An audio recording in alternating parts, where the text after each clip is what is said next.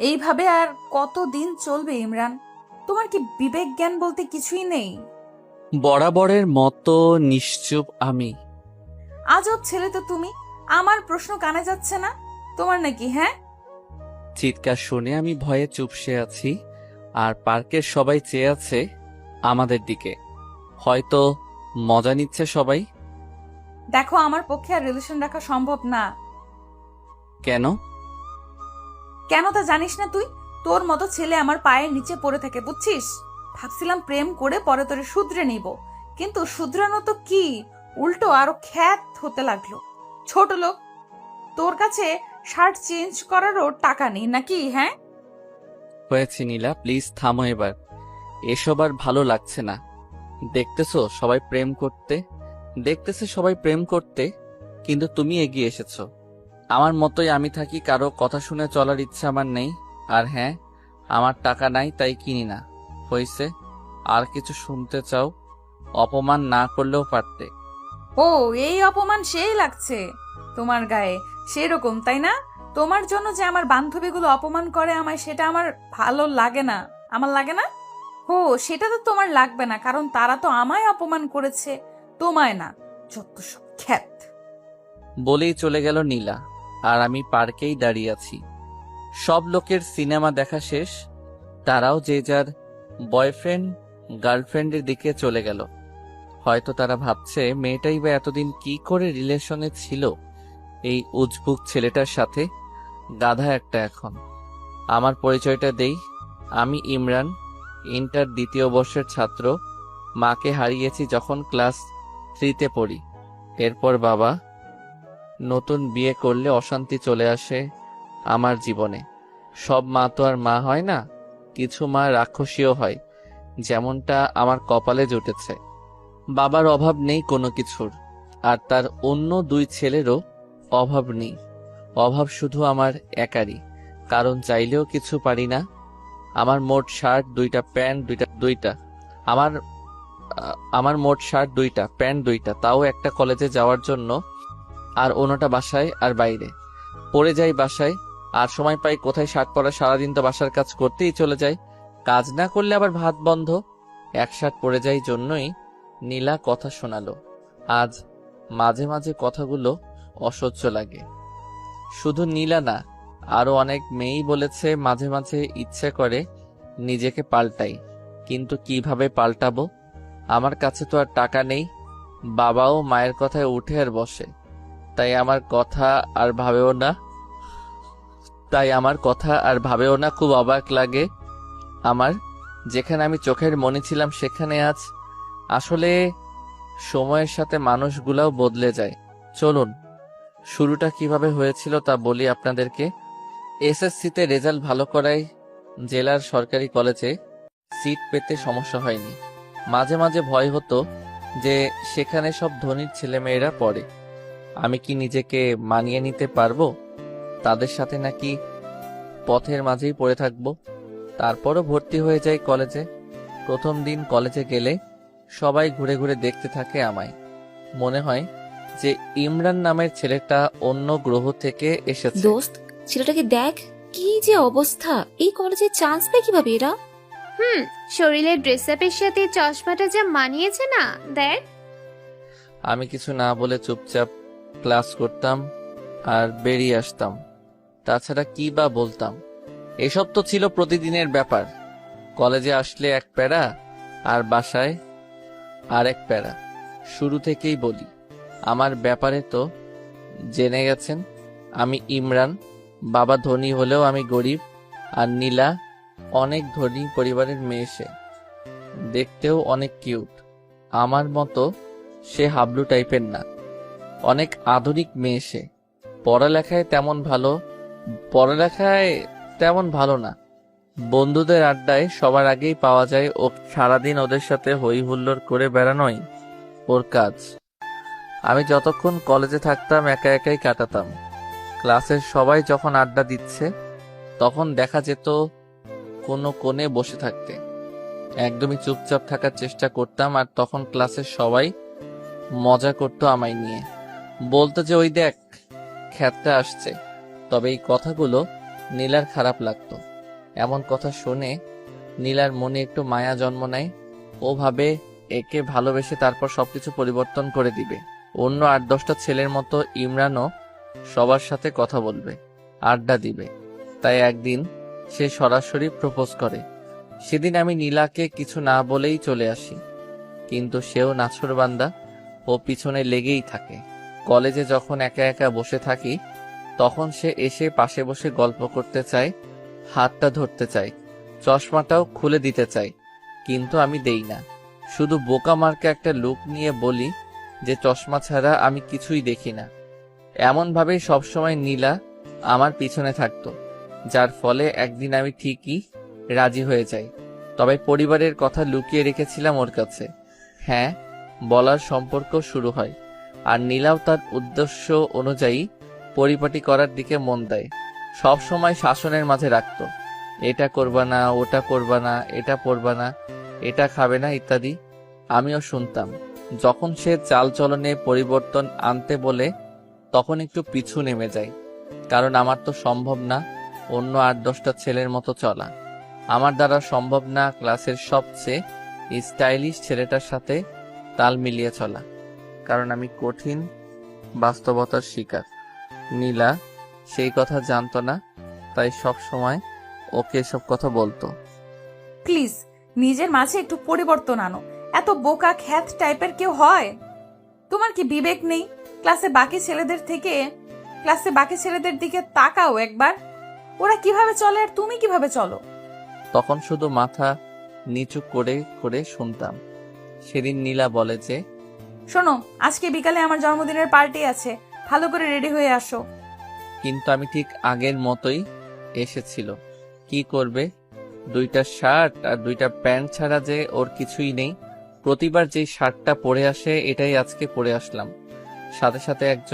সাথে আছে একজন আদর্শ বোকা মানুষের সকল উপাদানগুলো। নীলা তখন অনেক রাগী চোখে আমার দিকে তাকায়। পরে বাধ্য হয়েই নিয়ে যায়, পুরনো বান্ধবীদের সাথে দেখা করে, আমাকেও পরিচয় করিয়ে দেয়। কিন্তু আমাকে দেখেই সবাই অন্য চোখে ওর দিকে তাকায়। এখানে যারা এসেছে সবাই উচ্চ পরিবারের, কিন্তু আমি দেখেই মনে হচ্ছে ও কতটা সাধারণ। পায়ে আছে 100 টাকা দামের অতি সাধারণ জুতা। ওদের চাহনির উদ্দেশ্য বুঝতে পেরে আমি একটু দূরে গিয়ে দাঁড়াই। এদিকে ওর একটা ফ্রেন্ড বলে ওঠে, নীলা, তোর মতো একটা মেয়ে এমন একটা খ্যাতের সাথে প্রেম করবি এটা ভাবতেও পারিনি। এইটা কোনো ছেলে হলো? ওর দিকে তাকাতো একবার। সাথে সাথে বাকিরাও ওর সাথে তাল মিলায়, আর নীলা লজ্জায় একেবারে মাথা নিচু করে ফেলে। ও তার বন্ধুদের সামনে চলে আসে। আমিও সব কথা শুনেছি, তবে চুপ করেছিলাম, কারণ আমি জানতাম এমন কিছুই হবে। এটা নতুন কিছু না, এমন কথা শুনতে শুনতে অভ্যস্ত হয়ে গেছি। এরপর ওখানে না থেকে বাসায় চলে আসি।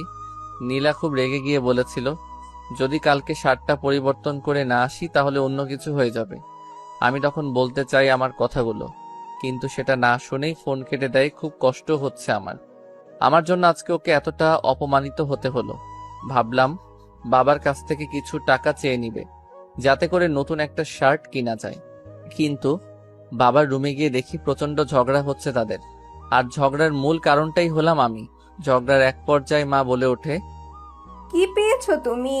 এটা আমার সংসার, তাই এখানে আমার অর্ডারে শুধু চলবে। কোনো একটা ছেলেকে এনে বাসায় রেখেছ, সারা বছর ঘাড়ে পড়ে আছে, একটু কাজ করলেই তো পারে। এটা তো আর কোনো সরকারি হোটেল না। তখন বাবা বলে, আসতে বলো, ইমরান শুনবে। কথাটা শোনা মাত্র মার আওয়াজ যেন আরো বেড়ে গেল। স্পষ্টই বোঝা যাচ্ছিল আমাকে কথাগুলো শোনানোর জন্যই এভাবে বলছে। আবার বলে উঠল, কারো যদি লজ্জা থাকলো তাহলে সে এভাবে অন্যের ঘাড়ে বসে খেত না। কতদিন একটা মেয়েকে খাওয়ানো যায়, আর খাওয়ার সময় তো একটুও কম খায় না। এটা ভাবে না যে এখানে দয়ার খানা খাচ্ছে সে। মা এর সবগুলো কথাই শুনি, কিন্তু জবাব দেওয়ার মতো শক্তি নেই। তাই চোখের অশ্রু ফেলেই তার সেই কথার জবাব দিলাম। ফুপিয়ে ফুপিয়ে কাঁদতে লাগলাম। কেন আজকে আমি এমন অবস্থার সম্মুখীন? আমারও তো অনেক সুন্দর একটা পরিবার ছিল, কত সুখের ছিল পরিবারটা। বাবা মায়ের একমাত্র সন্তান ছিলাম। অঢেল সম্পত্তির মালিক ছিল বাবা, কিন্তু আচমকাই একটা অসুস্থতায় মা মারা যায়, যার ফলে আজকের এই পরিস্থিতি, আর আমি হয়ে যাই এতিম। লাবিব তখন ছোট ছিল, তাই সেই সুযোগে তার চাচা তাদের সব সম্পত্তি নিয়ে যায়। লাবিব হয়ে যায় একদম নিঃস্ব। সেদিন আর বাবার কাছে টাকা চাইতে পারিনি, যার ফলে আর কিছু কিনাও হয়নি। রাতে না খেয়েই ঘুমিয়ে পড়ি। পরদিন সকালে পকেটের 10 টাকা দিয়ে গিয়ে বাইরে নাস্তা করে নেই। দুপুরটা না খেয়ে কাটিয়ে দেই। আমি যে না খেয়ে আছি এটা আমার ঠিকই বুঝতে পেরেছে, কিন্তু একবারের জন্য খেতে বলেনি। বিকেলে নীলা ফোন দেয়। কোথায় আসবি জিজ্ঞেস করতেই বলে যে কলেজের পাশের পার্কে আসতে। অনেকটা ভয়ে ভয়ে বাসা থেকে বের হই। আমি জানি না নীলা কি করবে আমার সাথে যখন সে দেখবে আমার গায়ে সেই পুরনো শার্টটাই আছে, যখন দেখবে পায়ে সেই আগের জুতাই আছে, যখন দেখবে মাথার চুলগুলো আগের মতোই এলোমেলো, তখন যে কি করবে আমার সাথে। এসব ভাবতে ভাবতে পার্কে কখন আসি বলতেই পারি না।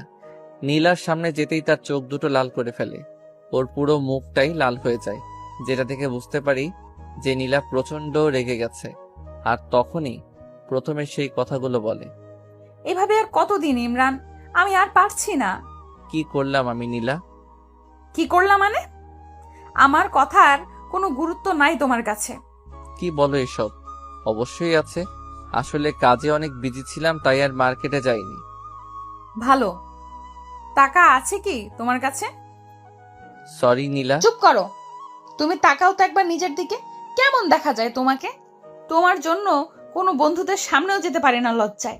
সবাই দেখলেই বলে যে ওই খ্যাতটার জিএফ আসছে। আমি মাথা নিচু করে রাখি শুধু। তোমার সাথে আমি আর পারছি না। আমার একটা সম্মান আছে। ভেবেছিলাম ভালোবাসার পর তুমি পরিবর্তন হবে, কিন্তু তোমার মাঝে এক ফোঁটাও পরিবর্তন আসেনি। সরি। না, আমি আর পারছি না। তোমার সাথে সবকিছু এইখানেই শেষ করলাম। এটা বলেই নীলা উঠে চলে গেল, আর আমি অশ্রু ভেজা চোখে ওর চলে যাওয়ার দিকে তাকিয়ে থাকি। এছাড়া কি বা আর করতে পারি? এই মুহূর্তে প্রচন্ড কষ্ট হচ্ছে, গাল বেয়ে বেয়ে চোখের পানি পড়ছে। আমি জানি নীলা আমার সম্পর্কে কিছুই জানে না, তাই এমন করেছে, কিন্তু সে কি করবে? তার তো কিছুই করার নেই। তারও তো মান সম্মান আছে। মনে হচ্ছে নিঃশ্বাস এখনই বন্ধ হয়ে যাবে। আস্তে আস্তে উঠে দাঁড়িয়ে সোজা চলে যাই নদীর পাড়ে। সেখানে গিয়ে বসে চোখ থেকে চশমাটা খুলে ইচ্ছা মতো কেঁদে নেই। যদি মা থাকতো, কারো দয়ার পাত্র হয়ে থাকতে হতো না, এতটা অসহায়ও থাকতে হতো না। একটু পর চোখের পানিটা মুছে আকাশের দিকে তাকাই আর চিৎকার করে বলতে থাকি, আল্লাহ, কেন তুমি এমন করলে আমার সাথে? কি দোষ করেছিলাম আমি? কেন এত কষ্ট দাও আমাকে? কেন আমার মাকে কেড়ে নিলে আমার কাছ থেকে? কেন তার আদর ভালোবাসা আমাকে পেতে দিলে না? আমার এখনো মনে পড়ে, ছোটবেলায় চুল কাটাইতে চাইতাম না, জন্য মা জোর করে বাবার সাথে পাঠাই দিত। আর এখন সেই চুল কাটাতে চাইলেও টাকা নেই। ঈদের দিনে সকালে উঠে মা এসে আগে আমায় আমার গিফট দিত, কত আদর করেই না লাচ্চা খাওয়াই দিত। আর এখন আমার সৎ ভাইদের সৎ মা খাওয়াই দেয়, ঈদের ড্রেস দেয়। আমি শুধু চেয়ে দেখি, কি আর করবো, মা নেই যে। কিছুক্ষণ পর খেয়াল হলো যে অনেক রাত হয়ে গেছে, সাথে প্রচন্ড ক্ষুধা একদম সহ্য করতে পারি না, তাই বাসার দিকে এগিয়ে যাই। বাসায় আবার যে কি অপেক্ষা করছে কোনো কাজই করা হয়নি। বাসার সিদ্ধান্ত নেই, যত কিছুই বলুক কান পেতে সেগুলো শুনবো আর খেয়ে নিব। বাসায় মা বসে বসে টিভি দেখছিল, কিন্তু আমি এসে কলিং বেল বাজাতেই উনি প্রচন্ড বিরক্ত হন। প্রথমে ভেবেছিলেন ওনার স্বামী এসেছে, কিন্তু দরজা খুলে যখন দেখেন আমি দাঁড়িয়ে আছি, তখন ওনার রক্ত গরম হয়ে যায়। প্রচন্ড রেগে কথা বলে, থাকিস কই? এত রাতে কেউ বাসায় আসে? এটা কি নিজের বাসা পাইছস? থাকছস অন্যের বাসায়, লজ্জা করে না? আবার এত রাত করে বাসায় ফিরস? চুপ করেই কথাগুলো শুনতে থাকি। কিছুই বলার নেই। রুমে এসে কিছুক্ষণ শুয়ে থাকি, তারপর ক্ষুধার জ্বালায় মায়ের সামনে যাই। ওনার সামনে গিয়ে দাঁড়াতেই উনি রাগী চোখে তাকায়। একটু ভয় পেলেও বাধ্য হয়ে বলি যে, মা, খাওয়ার মতো কিছু আছে? খুব ক্ষুধা লেগেছে। এই পাইছস কি তুই? হ্যাঁ, তোর খাওয়া দেখে মনে হচ্ছে না তোর মা এখানে কোনো হোটেল দিয়ে রাখছে। বিনা পয়সায় তো 15 বছর পার করলি, আর কতদিন খাবি অন্যের ঘাড়ে? মা, আমি একটা চাকরি পাই, তারপর আপনাদের সব টাকা শোধ করে দেব। প্লিজ এখন আমাকে কিছু খেতে দিন, খুব ক্ষুধা লেগে আছে। আমার ঠেকা পড়ে নাই তোকে খাওয়ানোর। আচ্ছা, তোর কি কোনো বিবেক নাই? মানুষের তো একটু লজ্জাও থাকে, তোর কি সেটাও নেই? মাথা নিচু করে রাখি। একটু পর মা উঠে গিয়ে কতগুলো শুকনা মুড়ি এনে দেয় আর বলে, এই নে দয়ার খানা, তোর কাছে হাত জোর করে বলি, দূর হ তুই। এত আপদ ভালো লাগে না আর, হাল্লা বাঁচাও। ততক্ষণে চোখ থেকে অশ্রু পড়া শুরু করেছে। খাওয়ার ইচ্ছেটাই চলে গেছে, না খেয়ে রুমে চলে আসে আর প্রচন্ড কান্না করি। তবে সেটার কোনো শব্দ নেই, সিদ্ধান্ত নেই যে আর থাকবে না এখানে। জানিও না কোথায় যাব, তবে এটা নিয়ে ভাবিও না। খাতা কলম নিয়ে বসে যাই। উদ্দেশ্য বাবাকে একটা চিঠি লেখা। চিঠি লেখা শুরু করে দিলাম। আব্বু, কেমন আছো? নিশ্চয়ই অনেক ভালো আছো, তাই না? জানো, আমিও অনেক ভালো আছি। প্রতিদিন সকালে মা নামক পাষণ্ড মানুষটা আমাকে অনেক আদর করে, কতগুলো বকা দেয়। প্রতিবার খাওয়ার সময় কত সুন্দর করে আমাকে বিভিন্ন কথা বলে। আচ্ছা, তুমি কি সেটা শোনো না, দেখো না, নাকি দেখেও না দেখার ভান করো? কষ্ট হয় না তোমার সে ছোট্ট ইমরানের জন্য? জানো, আজকে প্রায় একদিন না খেয়ে আছি। তুমি জানো আমি ক্ষুধা একদমই সহ্য করতে পারি না, কিন্তু দেখো আমি ঠিকই এখন পারছি। আমি না অনেক পরিবর্তন হয়ে গেছি। এখন আর কাঁদি না, কাউকে জড়িয়েও ধরি না, শুধু চুপচাপ থাকি আর ভাবি, হয়তো মা থাকলে আমার সাথে কখনো এমন হতো না। কোথায় হারিয়ে গেলে? অনেক ভালোবাসি তোমাকে, সত্যি অনেক ভালোবাসি। ইতি, তোমাদের আদরের সন্তান। এরপর ছাদে চলে যাই। তারপর কিছুক্ষণ আকাশের দিকে চেয়ে থাকি। তারপর এসেই সবকিছু গুছিয়ে নেই। খাতা কলমটা এখনো ব্যাগে নেওয়া হয়নি। ওটার দিকে চোখ পড়তেই নীলার কথা মনে পড়ে যায়। কত ভালোবাসতাম তাকে, বাঁচার স্বপ্ন দেখেছিলাম তাকে নিয়ে, কিন্তু সেও ছেড়ে চলে গেছে। নীলার সত্যটা জানা দরকার, তাই নীলার জন্যেও একটা চিঠি লেখা শুরু করে দিলাম। নীলা, হয়তো ভালো আছো। ভালো তো থাকবেই, তোমার জীবন থেকে একটা বাধা দূর হয়েছে যে। আসলে আমি জানতাম না তুমি কি দেখে আমাকে ভালোবেসেছিলে, তাই তো তোমার কথায় রাজি হচ্ছিলাম না। কিন্তু যখন তুমি বারবার এসে আমাকে বলতে লাগলে, তখন কেন যেন আমার মনে হলো তুমি সত্যি ভালোবাসো আমাকে। তাই হ্যাঁ বলে দিয়েছিলাম। কিন্তু আস্তে আস্তে আমি বুঝতে পারি আমার চলাফেরা তোমার চাহিদা মতো হচ্ছে না। তোমার মনের মতো আমি হতে পারছি না। পারবো কিভাবে? তুমি চাইতে আমি অন্য সবার মতো থাকি, সবাই যতটা স্মার্ট হয়ে থাকে আমিও সেটা করি। কিন্তু একটা কি জানো, আমার দ্বারা সেটা সম্ভব ছিল না। কারণ সেই ছোটবেলাতেই আমি আমার মাকে হারিয়েছি, তারপর এলাকার অনেক কষ্টে এতটুকু আসতে পেরেছি। এখানে সৎ মায়ের কাছে থাকতাম, যার বিনিময়ে আমাকে প্রতিনিয়ত অপমানিত হতে হতো। জানো, শার্ট কেনার মতো আমার সেই অবস্থা ছিল না, না হয়তো আমি অবশ্যই কিনতাম। কে না চায় তার প্রিয় মানুষের মনের মতো হতে বলো? আমি চলে যাচ্ছি দূরে, অনেক দূরে। জানি না কোথায় যাব, কিন্তু কথা দিচ্ছি আর তোমার সামনে আসবো না। ভালো থেকো। এটা নিয়ে বাসা থেকে বের হয়ে যাই। আসার সময় মাকে বলে আসি যে যদি কিছু করে থাকি তাহলে ক্ষমা করে দিতে। আমি হয়ে যাওয়ার পর মার মুখে বিশ্বজয়ের হাসি ফুটে উঠেছিল। চিঠিটা নিয়ে সোজা নীলাদের বাসায় চলে আসি। দারোয়ানকে চিঠিটা নীলাকে দিয়ে দেওয়ার জন্য বলি, তারপরে সামনের দিকে পা বাড়াই। ইমরান জানে না সে কোথায় যাচ্ছে। লেখক সেখানে থমকে দাঁড়ায়, দু চোখ দিয়ে শুধু দেখতে থাকে ইমরান এগিয়ে যাচ্ছে সম্মুখে, গন্তব্যহীন পথে। তার সাথী হিসেবে আছে হাজারো অব্যক্ত কথা আর বুক চিরে দেওয়ার মতো কষ্ট। একটা সময় ইমরান মিলিয়ে যায় রাতের অন্ধকারে, আর দেখা যায়নি তাকে। চশমা পরা বোকা ছেলেটা ফেরেনি আর। দারোয়ান নীলাকে ঠিকই চিঠিটা দিয়েছিল। নীলা চিঠিটা পড়া মাত্রই চিৎকার করে কেঁদে ওঠে। সে কান্না করতে করতে বাসা থেকে বের হয়েছিল ইমরানকে খুঁজতে, কিন্তু ততক্ষণে নীলা বড্ড দেরি করে ফেলেছে।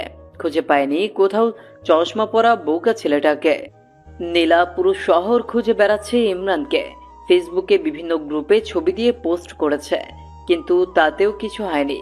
মাঝে মাঝে ভাবে যে ইমরান আছে কি পৃথিবীতে। না, ইমরান যেতে পারে না। ঠিক এই বিশ্বাসটা নিয়েই খুঁজতে থাকি ইমরানকে। কিন্তু এই পৃথিবীতে এত মানুষের ভিড়ে কাউকে খুঁজে পাওয়া কি এতটাই সোজা?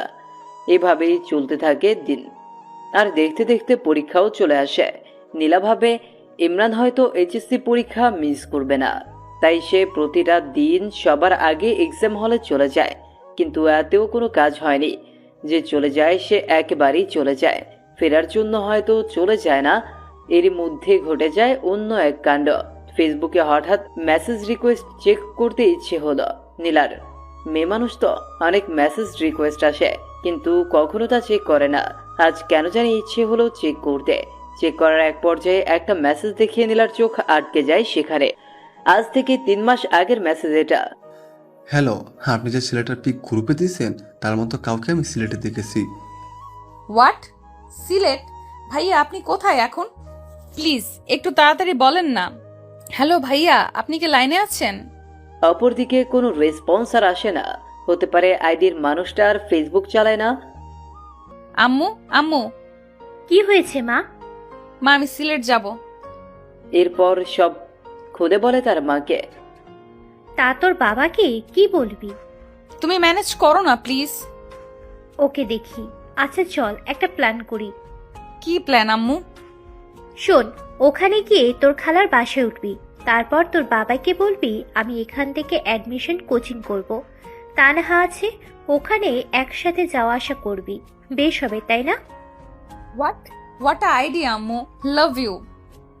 I love you to my sweet মামনি। আসলে নীলা আর ওর মায়ের সম্পর্কটা অত্যন্ত মধুর। অনেক মেয়েরই মায়ের সাথে এরকম ভাব থাকে। আপনাদের কারো এরকম মা থাকলে অবশ্যই অবশ্যই বলবেন কমেন্টে। এরপর প্ল্যান অনুযায়ী চলে যায় সিলেট। সেখানে তার ছোট মামুনি, খালু আর তার সমবয়সী এক বোন যার নাম তানহা আছে। বাসে উঠলে পরের দিন গিয়ে বাস স্টপে নামে। এরপর তার বোন নিতে আসলে তার সাথে চলে যায়। হ্যালো মামুনি, কেমন আছো? আমি ভালো মা, তুই? মামুনি তুমি কিন্তু আরো মোটু হইছো। সে কথা বলিও না, বসে বসে শুধু গিললেই হবে। কি বললা তুমি? আমি গেলি আর তুমি বসে থাকো মনে হয়? দিন দিন ডায়েট কন্ট্রোলে না রেখে বাড়াচ্ছে আর আমাকে বলতে আসছে এখন।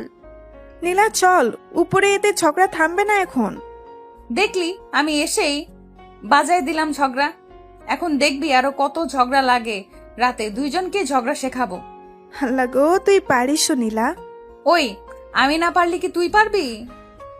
আচ্ছা বল, এখন হঠাৎ তোর জেলার কোচিং বাদ দিয়ে এখানে কারণটা কি? কোনো কারণ নাই, এমনিতেই তোর সাথে থাকবো তাই। ওই দেখ, আমার সামনে কোনো রকম চালাকি চলবে না, সত্যি করে বল। ইমরানের কথা বলছি না তোকে? ওই খ্যাতটা তো কি করছে হাদারাম? ওকে সেদিন অনেক অপমান করি জন্মদিনে। তারপর থেকে অনেক খুঁজেছি আর পাইনি, এই চিঠিটা পাইছি শুধু। এরপর তানহা চিঠিটা পড়ে সেও নিজেকে আর সামলাতে পারে না। নীলা একটা মা কিভাবে এরকম হতে পারে? এরা মা না অন্য কিছু? বাদ দে, আমাদের কাজ ওকে খুঁজে বের করা। তাই করতে হবে। পর কোচিং, বাসা, শহর সব জায়গা খুঁজেছে, কিন্তু কপাল খারাপ, কোথাও পায়নি। খুঁজে পায়নি সেই আইডি থেকে কোনো সিগন্যাল। এদিকে আস্তে আস্তে দিনও যেতে থাকে। ভর্তি পরীক্ষা, অনার্স সব শেষ। ইমরানের কথা মনে করতে করতে যে কিভাবে 4টা বছর কেটে গেল নীলার জীবন থেকে। মাঝে মাঝে এইসব মনে করে অনেক হাসি পায়। নীলা এতদিন যে খোঁজেনি তা কিন্তু না। প্রতিটা দিন যেখানে গেছে সেখানেই খুঁজে বেরিয়েছে, কিন্তু পায়নি। দেশের প্রায় সব জায়গায় খুঁজেছে নীলা। মাঝে মাঝে ভাবে যে সামান্য দেশের মানুষগুলোর মাঝে নিজের ভালোবাসাকে খুঁজে পাচ্ছে না। তাহলে কি ভালোবাসলো সে? নীলা, মা ওর তাড়াতাড়ি, আজ তোর ইন্টারভিউ না? আজ নীলা জবের ইন্টারভিউ দিতে যাচ্ছে। জীবনে যাই হোক, কখনো পড়াশোনার সামনে মাথা নত করেনি, তাই আজ এই জায়গায় এসে দাঁড়িয়েছে। হ্যাঁ আম্মু, উঠতেছি। আয় নাস্তা খেয়ে নে। উফ আম্মু, সকালে ডিম খেয়ে গেল, ইন্টারভিউ ডিম পাবো। চুপচাপ খেয়ে নে। ওকে ওকে। আম্মু, আম্মু, গেলাম আমি। বাবা কোথায়? এই যে আমি এসে গেছি। চললাম, বাই। ওকে, সাবধানে যাস। ওকে। পর তানহাকে ফোন দেয় নীলা। হ্যালো, কই তুই? এই তো বের হলাম, তুই কোথায়? আমিও বার হইছি। ওকে আয়। এরপর তারা তাদের গন্তব্যে ফিরে ওয়েটিং রুমে বসে অপেক্ষা করছে। একটু পর তানহা ডাক এলো। সে নীলাকে রেখে চলে গেল ভেতরে, আর 15 মিনিট পর ফিরে এলো। কি হইল ভেতরে? চাকরির কি হইল জানি না, তবে ক্রাশ খাইছি রে। হইছে থাম, তোর বয়ফ্রেন্ড জানলে আত্মহত্যা করবে, এমনিতেই যে ঢঙ্গি সে। ওই আমার বিএফকে নিয়ে বাজে বলবি না, আর যাই বলিস অফিসের বস দেখতে সেই, এই অফিসে কাজ করতে পারলে জীবন ধন্য হবে যে। হইছে হইছে থাম, আমার সিরিয়াল আসছে, আমিও গিয়ে দেখে আসি তোর ক্রাশকে। আসবো স্যার? জি আসেন। ভেতরে গিয়ে নীলাও ক্রাশ খেয়ে যেন কথা বলার ভাষা হারিয়ে ফেলেছে সে। ও হ্যালো, মুখ বন্ধ করেন, মশা ঢুকবে ভিতরে। সরি, আসসালামু আলাইকুম স্যার। নীলা তুতলিয়ে বলা শুরু করেছে অলরেডি। আপনি তোতলা নাকি? কই না তো, এমনি কিরকম লাগতেছে? ও ফাইলগুলো দিবেন নাকি এরকম করে বসে থাকবেন সারাদিন? ইচ্ছা করে তো বসে। সরি, কিছু বললেন? না স্যার, এই নিন ফাইল। সব ঠিকঠাক। এখন বলেন, আপনার ব্রেকআপ হয়েছে কত বছর আগে? এসব কিরকম প্রশ্ন স্যার? বলেন দেখি। 4 বছর। Okay fine. আরো প্রেম করেন নাকি? না। ওকে, এখন আসতে পারেন, আর কাল থেকে কাজে জয়েন করবেন। এই কি হইল, সাবজেক্টের কোনো প্রশ্ন না করে চাকরি? এইরকম হইলে আগে বলতেন, তাহলে 4-5 দিন ঘুম বাদ দিয়ে পড়তাম না। কি করতেন তাহলে? মুভি দেখতাম। Good good. এরপর নীলা চলে আসে বাইরে। কিরে, এতক্ষণ কি হইল? সেই কথা আর বলিস না। এরপর সব খুলে বলল। সাত তো মনে হয় ফিদা হয়ে গেছে তোর জন্য। হ্যাঁ, তা না, এমনি হয়তো এইসব বলছিল। হ্যাঁ হ্যাঁ, অপরিচিত কাউকে কেউ এমন এমন প্রশ্ন করে, তাই না? বাদ দে, চাকরি তো হইছে। বাসায় চল। মা তোকে আমাদের ওখানে যেতে বলছে।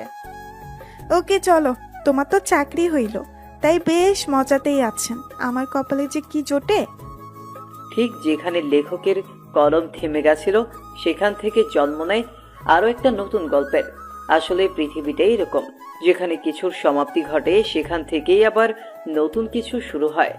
বাসায় এসে কলিং বেল বাজালে নীলার আম্মু এসে দরজা খুলে দেয়। আম্মু আম্মু, চাকরি হয়ে গেছে। হাত ধরে নাচতে লাগলো নীলা। ওই ওই, ছাড় আমাকে, পড়ে যাব তো। কিচ্ছু হবে না। নীলা ছাড় এখন, পরে মজা করিস। তোর পেছনে তেলাপোকা দেখ। কই কই? নাই, চলে গেছে। হারামি, ভয় দেখাস আমাকে? শুধু রুমে চল, মজা দেখাবো এখন। ও মামুনি, দেখো না তোমার মেয়ে কিরকম ট্রেড দিচ্ছে। তোরা না, যা রুমে গিয়ে ফ্রেশ হ। ওকে। এরপর দুজনে উপরে চলে যায়। তানহা, এখানে আয়, দরজা লাগিয়ে। দরজা লাগাবো কেন? ও তুমি বুঝবে না সোনা, লাগাও না। ওকে, এখন বল। এরপর নীলা মোবাইলের লুঙ্গি ডান্স গান চালু করে তানহাকে নিয়ে শুরু করে দেয় উড়াধুরা ড্যান্স। ওই, এগুলো ডান্স দিচ্ছিস নাকি মারপিট করতেছিস? দুটোই। দুজনে অনেক ক্লান্ত ড্যান্স করে। তানহা, তুই ওয়েট কর, আমি গোসল সেরে আসি। না, সেটা হবে না, একসাথে গোসলে যাব। এরপর সেখানে আবার আরো একবার তাদের মারামারি লেগে যায়। আর তখন আমায় তেলাপোকার ভয় দেখাইছো না সোনা। এখন সারাদিন ভেতরে থাকো গো, দরজা আর খুলে দিব না। ওকে বাবু, আমি মুভি দেখি ভিতরে। তুমি তো জানো না গো, ভেতরে মুভি দেখার মজাই আলাদা। তাই বুঝি, দেখো তাহলে।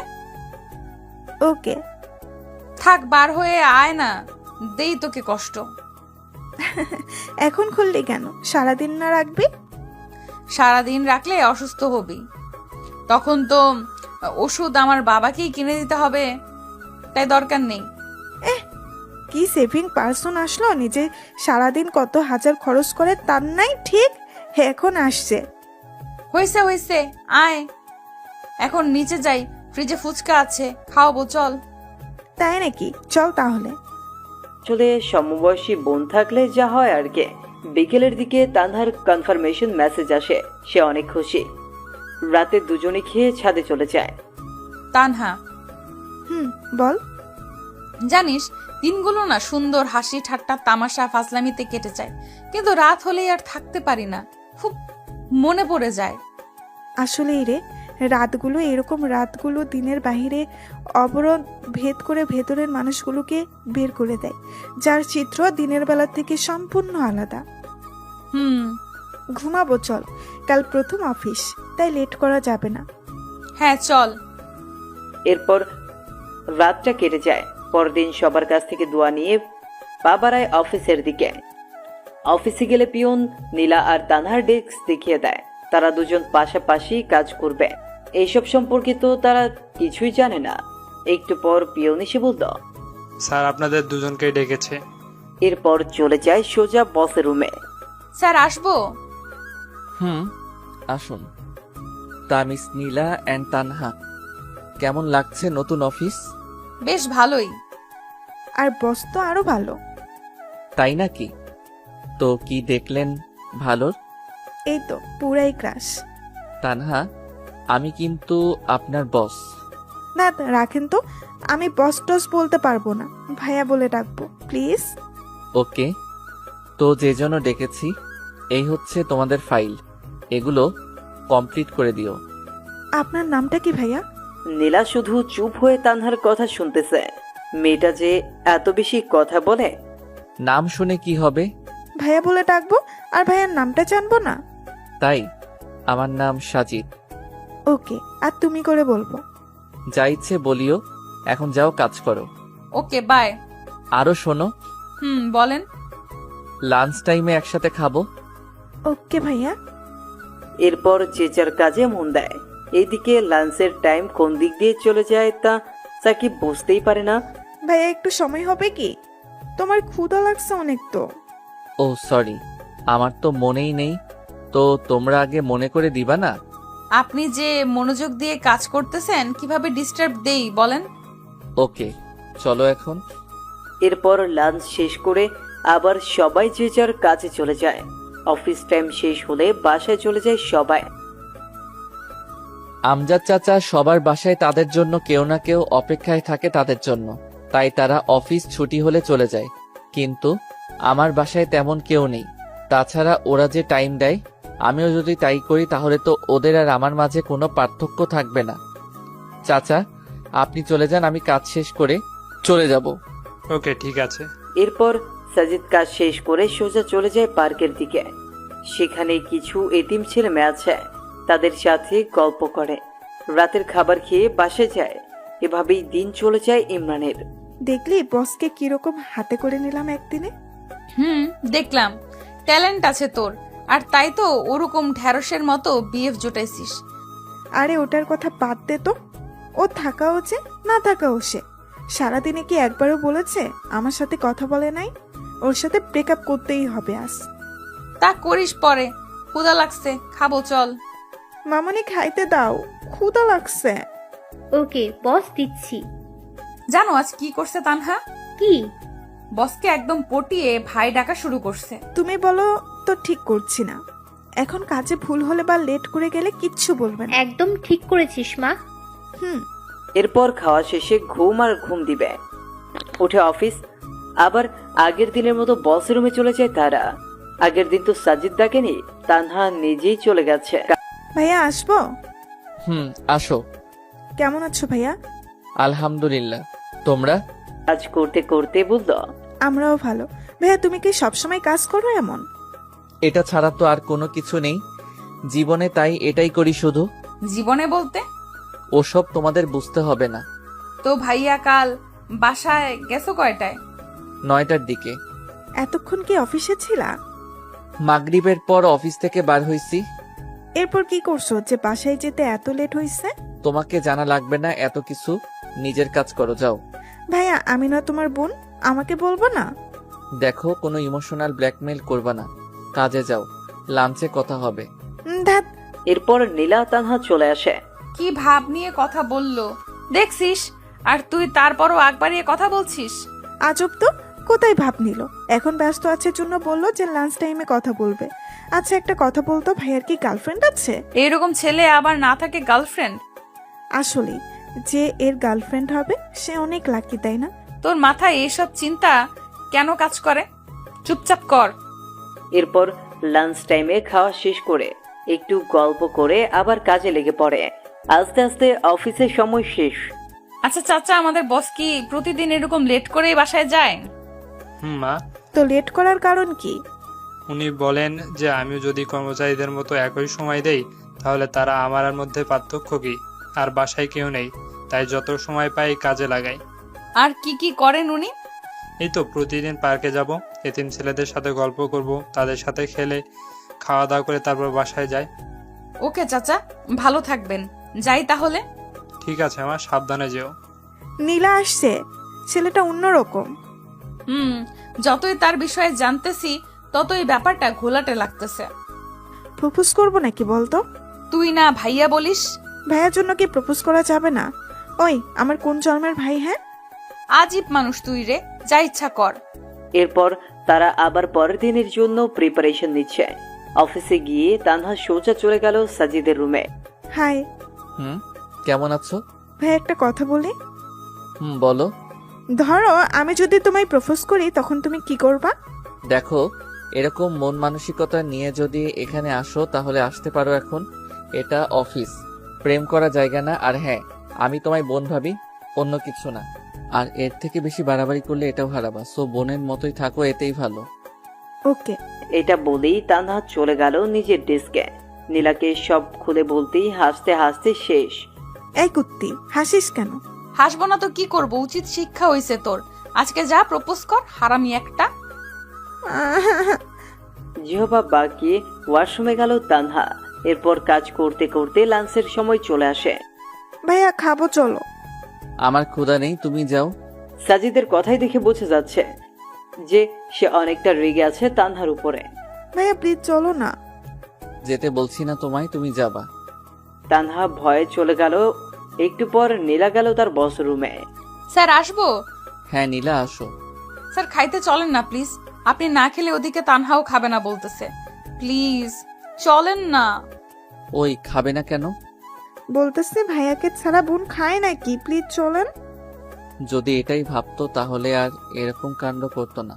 ওটা ভুল হয়ে গেছে, এখন চলেন তো। আর ওর এ দোষটা কোথায়? যে কোনো মেয়ে আপনাকে দেখলে ক্রাশ খেয়ে যাবে। আপনি হয়তো জানেন না আমাদের এখানে কত মেয়ে লুকিয়ে লুকিয়ে আপনাকে দেখে। হইছে, চলেন তো এখন। এরপর খাওয়া শেষে চলে যায় যে যার কাছে। একটু পর পিয়ন এসে বলে গেল কাল মিটিং আছে, সবাই যেন তাড়াতাড়ি চলে আসে অফিসে। কাজ শেষ করে শেষে সবাই চলে যাচ্ছে যে যার বাসায়। কি মা, তোমরা দাঁড়িয়ে যে বাসায় যাবা না? না চাচা, বসের সাথে যাব। কেন, কোনো কাজ আছে নাকি? না, এমনি। ওকে দাঁড়াও, আমি বলতেছি। তোমরা অপেক্ষা করতেছো? চাচা তাড়াতাড়ি আসতে বলেন। একটু পর সাজিদ বাইরে চলে আসলো।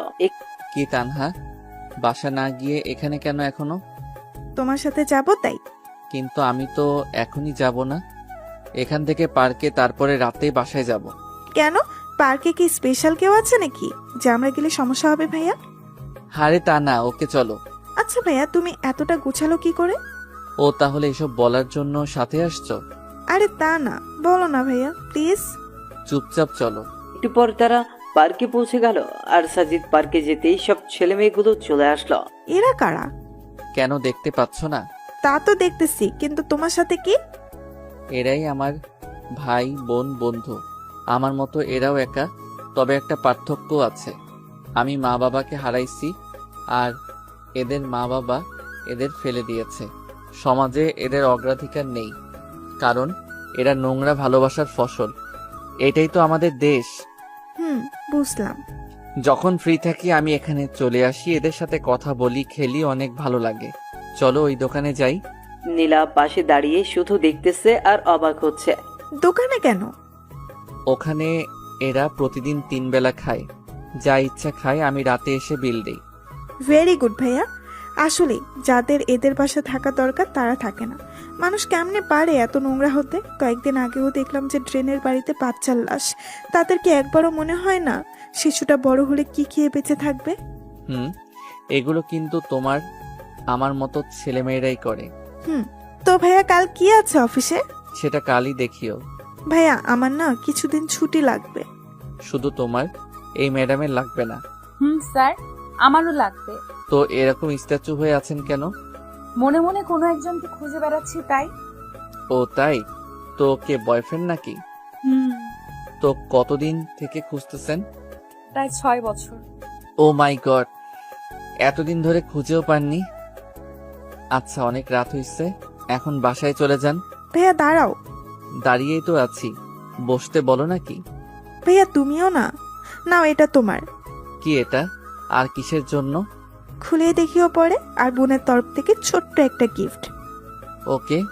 এরপর যে যার বাসার দিকে চলে গেল। বেশ ভালোই লাগছিল, কিন্তু হেঁটে, তাই না? ছেলেটার কাজগুলো দেখলে আরো আশ্চর্য হয়ে যায়। এরপর তারাও বাসায় চলে আসে। ও আম্মু, আজ কি হয়েছে জানো? কি? তানহা প্রপোজ করছে বসকে। তারপর? তারপর আর কি, দিল কথা শোনায়। তানহা দেখি বেস্ট ফার্স্ট। নে এখন খেয়ে নে। আম্মু, ছেলেটা না অন্যরকম। খাইতে খাইতে বলতে লাগলো, কি রকম? আরে মামুনি, কাজগুলো না পুরাই আজব আজব। ওনার নাকি মা বাবা কেউ নেই, তাই কিছু এতিম ছেলেকে নিজের দায়িত্বে পড়ায়, খাওয়ায়, আরো কত কি। এতে খারাপ কি? ভালোই তো। তো আমি কি খারাপ বলছি নাকি? তা না। আচ্ছা, একদিন নিয়ে আসিস বাসায়। ওকে, আনবো। এরপর খেয়ে দুই বোন চলে যায় ছাদে। আচ্ছা তানহা, আমার না আমাদের বসকে দেখে ইমরানের কথা মনে পড়ে যায়। কেন? আরে না, কথাগুলো না কি ওর মতোই, মাঝে মাঝে মনে হয় আবার মনেও হয় না। কারণ ইমরান তো এরকম না, ওকে ভালো করেই চিনি আমি। কোনোভাবেই এরকম গোছালো হওয়া সম্ভব না। তা ঠিক। আবার দেখ, চাচা বলছে যে বসের কেউ নেই, কিন্তু ইমরানের তো বাবা আছে। ফটকাটা এখানেই। নীলা, একটা কথা বলি। বল। তুই ইমরানকে ভুলে যা, এটাই ভালো হবে। দেখ ও কোথায় আছে, কেমন আছে তা আমরা কেউ জানি না। তাই ওর আশা ছেড়ে দে, নতুন করে শুরু কর সবকিছু। প্লিজ, নেক্সট টাইম আর এটা বলবি না। ঘুমাবো, চল। এরপর ঘুমায় আর ঘুম থেকে পরের দিন উঠে চলে যায় অফিসে। চাচা, সবাই এসেছে? হ্যাঁ বাবা। সবাইকে কনফারেন্স রুমে যেতে বলেন, আমি আসতেছি একটু পর। একটু পর সবাই চলে আসলো। Hello guys, attention please. কাজ তো অনেক হলো, এবার একটা আনন্দ মজা করার দরকার। তাই ঠিক করছে আগামী বুধবার আমরা ঘুরতে যাব বান্দরবনে। কি তোমরা প্রস্তুত তো? Yes sir. So guys, let's enjoy. আর আশা করি এখনো 2 দিন বাকি আছে। এই 2 দিন সবাই সবার কাজগুলো সেরে ফেলবেন, আর বুধবার ঠিক 7টায় অফিসে চলে আসবেন। ওকে। সবাই সবার কাজে চলে গেল। নীলা দেখ, স্যারের ফিলিংস আছে, বলতে হবে। ঠিক বলছিস। দাঁড়া, বসের রুম থেকে আসতেছি। ওখানে কেন আবার? আহা, ওয়েট কর না। ভাইয়া আসবো? আসো। একটা রিকোয়েস্ট রাখবা প্লিজ? কি বলো আগে, তারপর ভেবে দেখবো। ঘুরতে যাওয়ার সময় আমার পাশে বসতে হবে, প্লিজ প্লিজ প্লিজ। ওকে, যদি সকলের সিট আগে ফিল আপ হয় তো বসবো, বাট সিট কম পড়লে সরি। ওকে, থ্যাঙ্কস। কি হইল রে ভেতরে? কি আর হবে, কি আর হবে, স্যারকে পাশে বসানোর টিকিট নিলাম। গুড। এভাবে আস্তে আস্তে যাওয়ার দিন চলে আসে। সবাই যথাসময় পৌঁছে যায়। হ্যাঁ, সামনে দেখ। কি রে, সামনে? ও মাই গড, কে এটা? আমাদের বস। গিটার, ক্যামেরা, কি এসব? মনে হচ্ছে মজা ভালোই হবে। Hello, how are you? Fine sir, আপনি? ভালো। শোনো, আমাদের জার্নি কিন্তু টোটাল 14 ঘন্টার। এই টোটাল সময়টা অনেক মজা হবে। চাচা কই আপনি? বাবা, আমি রেডি। ওকে, তাহলে গাড়ি ছাড়তে বলেন। সবাই শোনো, কেউ কানে ইয়ারফোন লাগিয়ে গান শুনবা না। মোবাইলের গান তো প্রতিদিনই শুনি, আজ না হয় অন্যের খালি গলায় শুনবো। যার যে গান শুনতে ইচ্ছা করবে, আর এখানে যার গলায় শুনতে ইচ্ছা করবে বলবা আমাকে। সে গান না পেলেও ওই গানের নিম্ন 6 লাইন গাইতে হবে। ক্লিয়ার সবার? তো আগে আমি শুরু করছি একটা গান দিয়ে, এরপর তোমরা শুরু করবা। কার কি গান আর কার কাছ থেকে শুনবা? ওকে। এরপর সাজিদ আস্তে করে গিটার হাতে নিয়ে সুন্দর একটা সুর তুলে বলতে শুরু করলো। চোখে চোখ রেখে বসে আছি এভাবে, দেখো নাকি তুমি আমার মনে যে কে, আমার চোখে কি দেখোনি? মনের কথা কি বোঝনি? তবু একবার দেই বলে ভালোবাসি তোমাকে, আবারও বলছি তোমাকে বেসেছি আমি ভালো। এইভাবে সম্পূর্ণটাই শেষ করলো। আর একটা হবে। আরে না, এখন আমি রিকোয়েস্ট করব আমাদের চাচাকে একটা গান বলতে। চাচা আজ না করতে পারবেন না। ইয়াহু। চাচা শুরু করেন। এরপর চাচা শুরু করলো মাইলসে ফিরিয়ে দাও গান। কি চাচা, কাকে বলতেছেন এই বয়সে প্রেম ফিরিয়ে দিতে? সবাই তো হাসতে হাসতে শেষ। কই, কাউকে না তো। আমি গান বললাম। আমি বুঝছি চাচা, এই বয়সে কাকে মন দিলেন? স্যার, আমাদের সকলের একটা প্রশ্ন আছে। কি প্রশ্ন? আপনি কিভাবে এই কম বয়সে একটা কোম্পানির মালিক হলেন? মানে আপনার জীবনী নিয়ে জানতে চাই। ওটা শেষে বলবো, এখন গানের পর্বটা শেষ হোক। এই তানহা শোন, নীলা তানহার কানে কানে বলতেছে। যে গানটা স্যার বললো সেটা ইমরানের খুব ফেভারিট। আমাকে সে অনেকবার শুনিয়েছে, কিন্তু ইমরান গিটার বাজাতে জানে না। তোর সব কথা রেখে সামনে তাকা। স্যার প্লিজ এখন বলেন না আপনার জীবন সম্পর্কে। খুব জানতে ইচ্ছে করে যে মানুষটা কিভাবে এতটা গোছালো হতে পারে। আসলে এসবের পিছনে আমার গার্লফ্রেন্ডের অবদান। তার সাথে দেখা হলে একটা ধন্যবাদ দিব। তার করা অপমানগুলোই জেদ হয়, আর আমি সামনে এগিয়ে যাই। কত যে কষ্ট করতে হয়েছে এই জায়গায় আসতে, সেটা আল্লাহ আর আমি জানি। বাদ দাও ওসব, বাকিটা পরে। ওমা গো, গার্লফ্রেন্ডের হাত তো ভাইয়া এখনো আছে কি? নেই, তবে চোখ বন্ধ করলেই দেখতে পাই। তো এখন আমার প্রশ্ন নীলার কাছে। আজ সে তার ব্রেকআপের গল্প বলবে। এরপর মিস্টার খালিদ আপনি রেডি থাকবেন। আপনাকে এমন কিছু বলতে হবে যেন সবাই হাসে। আসলে আমার বিএফের নাম ইমরান। নিজেই একদিন ভুল করেছি আর সে চলে গেছে। কি ভুল করেছিলেন? অপমান করেছিলাম। এরপর 6 বছর ধরে খুঁজতেছি, কিন্তু পাচ্ছি না। বাবা, এত ভালোবাসা তার জন্য? যদি ফিরে আসে এখন, তো কি করবেন? 2 গালে থাপ্পড় দিব। কেন? আমাকে এত কষ্ট দেওয়ার শাস্তি পাবে না? এত রাগ তার উপর? হুম।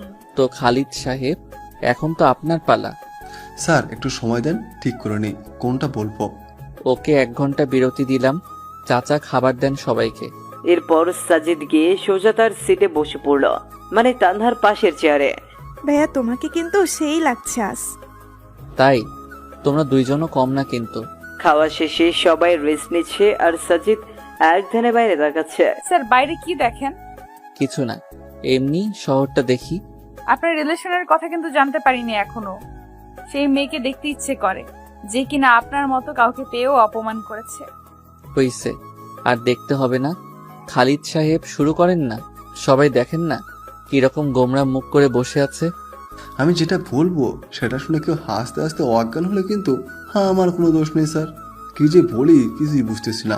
কিছু একটা বলেন স্যার। খালিদ সাহেবের ক্রাশ মিস সীমা। আচ্ছা তাহলে শুরু করি। গ্রামের পরিবেশ কিরকম সেটা আশা করি সবাই জানে। গ্রামে সব মানুষের ঘরে টয়লেট থাকে না, তাই যাদের টয়লেট থাকে না তারা তাদের কাজ সারার জন্য আসলে বাসবাড়িকে বেছে নেয়। এর মধ্যে কিছু মানুষ আছে যারা আবার নিচে কাজ চালাতে পারে না। কাজ চালানোর জন্য তারা বিভিন্ন গাছের উপরে ওঠে। তো এক লোকের অভ্যাস হচ্ছে যে গাছে উঠে সিগারেট খাওয়া প্লাস টয়লেট সারা। প্রতিদিনের মতো সেদিন বাসবাড়িতে গেলে সেদিন এক অন্যরকম কিছু ঘটে। কিরকম? সবাই আগ্রহ নিয়ে শুনতেছে আসলে কি হতে চলেছে। সেদিন তিনি চারপাশ দেখে সুন্দর গাছে উঠে গেল। তারপর আস্তে আস্তে সিগারেটের টান আর কাজ শুরু করে দিল। এদিকে এক বৃদ্ধ আবার নিচে এসে বসে পড়েছে। উপরে যে একজন আছে তা লক্ষ্যই করেনি। এদিকে উপরের জন্য নিচের জনকে দেখে নাই, তাই যে যার মতো কাজ করতেছে। উপরের জন তখনও শুরু করতে পারে নাই, তাই জোরে চাপ দিয়ে গাছ নাড়া শুরু করেছে। এটা আবার নিচের জন দেখে উপরে যেই তাকাইছে ঠিক সময়ই জিনিসের সাথে তার মুখে চোখু উপরের জন তখনও বুঝতে পারে নাই যে নিচে কি হচ্ছে, তাই সে কাজ চালাইতেই রাখলো। আর নিচের জনের মুখ শেষ। কোনো রকমের নিচের জন মুখ তুলে বলল, ওই থামবো নাকি লাঠি দিয়ে গাছে উঠবো। এটা শুনে উপরের জন নিচে তাকায় দেখে যা কাজ এতক্ষণে সেরে ফেলেছে সে আর কে পায়। তাকে 1 লাফ দিয়ে গাছ থেকে লাফ দিত। আর নিচের জন বলতেছে, হারামজাদা কি খাস তুই, এত টক আর কি গন্ধ। গাছে উঠে তোর টয়লেটের দৃশ্য আবার এক ভাই দূর থেকে ওপ্পো মোবাইল দিয়ে ভিডিও করছে। এরপর পুরো গ্রাম প্রচার। হা হা হা। কি শুনাইলেন ভাই? এরপর অন্য পর্ব শুরু হয়ে গেল। যে যার কাছে ইচ্ছা গান শুনতে যাচ্ছে আর সাজিদ সুন্দর করে গিটার বাজিয়ে যাচ্ছে, যা শুনে সবাই মুগ্ধ। এর মাঝেই তারা দুপুরের খাওয়া শেষ করে দিয়েছে। শোনো সবাই, আর অনলি 5 ঘন্টা রাস্তা আছে। এই সময়টা সবাই একটু রেস্ট নাও। এরপর যে যার সিটে। সাজিদও গেল তার সিটে। একদিকে 3 সিট হওয়ায় সাজিদ, নীলা, তানহা 3 জন একসাথেই সাজিদের পাশে নীলা জানলার পাশে বসে সাজিদ বাইরের শহর দেখতেছে। সে কতই ব্যস্ত না, সবাই যে যার গন্তব্যে ছুটছে। হয়তো কারো মায়া টানছে তাদের এইদিকে ঘুমের মাঝে নীলা মাথাটা সুন্দর করে সাজিদের কাঁধে দিয়েছে, যা সাজিদের মনে অন্যরকম ভালো লাগে। ইচ্ছে করে হাত দুটো শক্ত করে জড়িয়ে ধরতে, কিন্তু ধরতে গিয়েও কোথায় যেন বাধা পায় সে, তাই আর দেওয়া হয়ে ওঠে না। কি যে মায়াবী লুক একটা, যা দেখে কোনো ছেলে ক্রাশ না খেয়ে থাকতেই পারবে না। সাজিদেরও এর ব্যতিক্রম হবে না। এই যে ভাইয়া, কি দেখতেছো ভাবে? কই কি এমনি কি নিষ্পাপ লাগছে? তাই নাকি? শুধু নীলা না ঘুমাইলে সবাইকে নিষ্পাপ লাগে। তাই নাকি?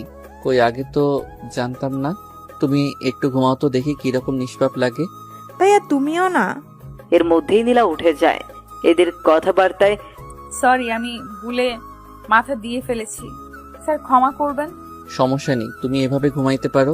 না, আর ঘুম আসবে না। তাই তাহলে একটা গান শোনাও। ঘুম থেকে উঠে কেউ গান বলার মুডে থাকে নাকি? তাই এই যে পানি নাও আর ফ্রেশ হও।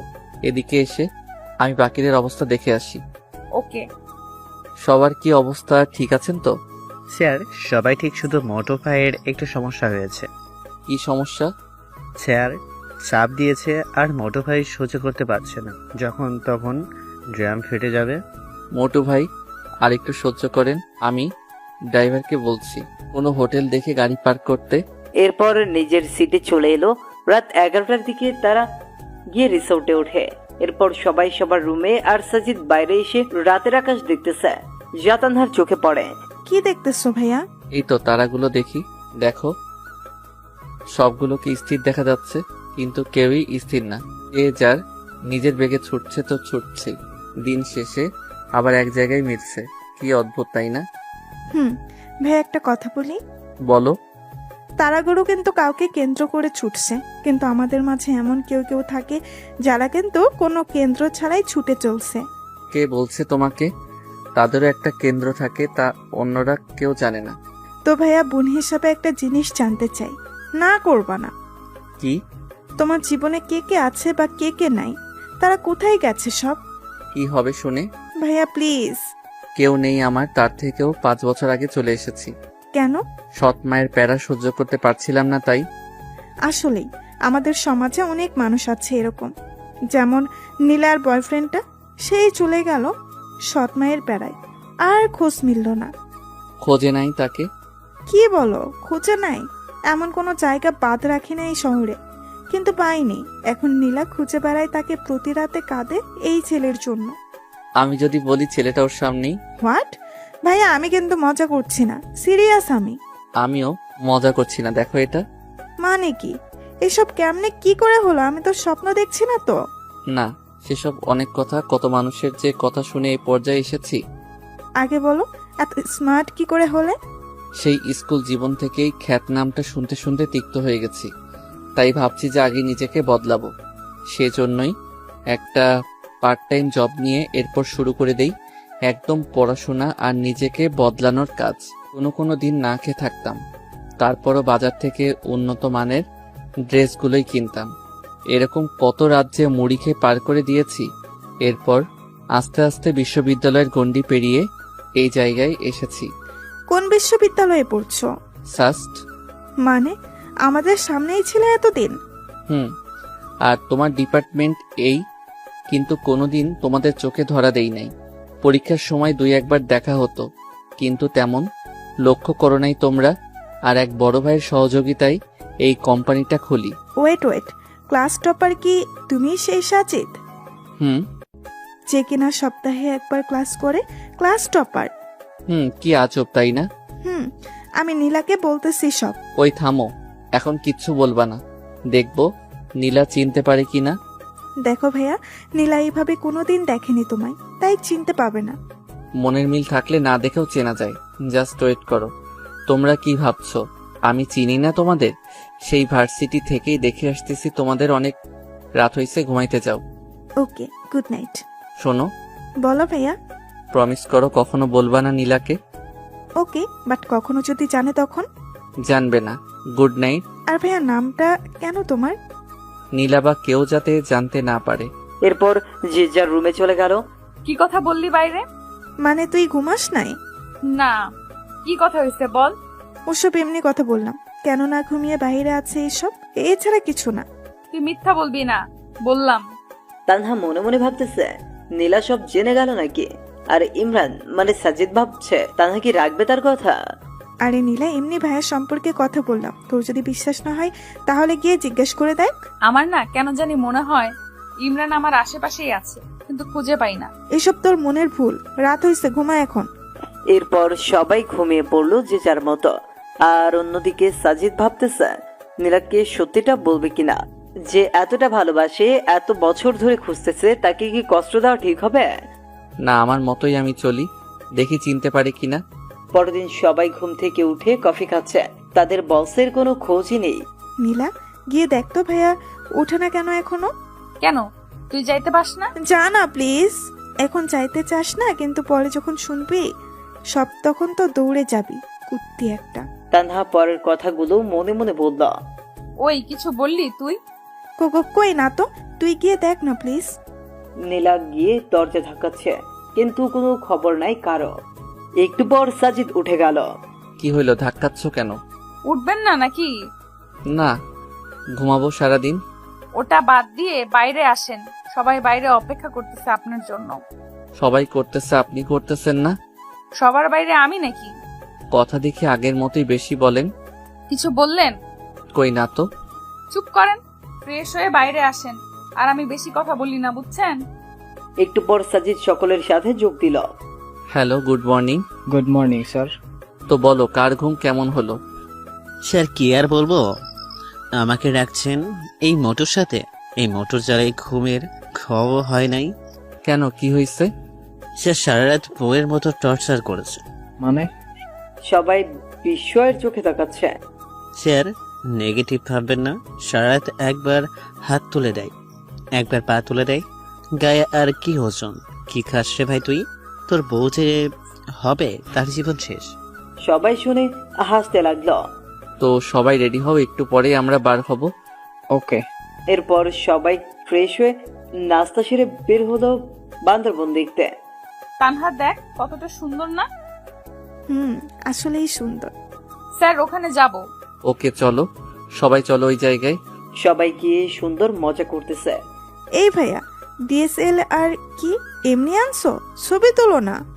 ও সরি, পোজ দাও, আমি তুলতেছি। বা ছবি তো সুন্দর উঠতেছে, তানহা দেখে যাও।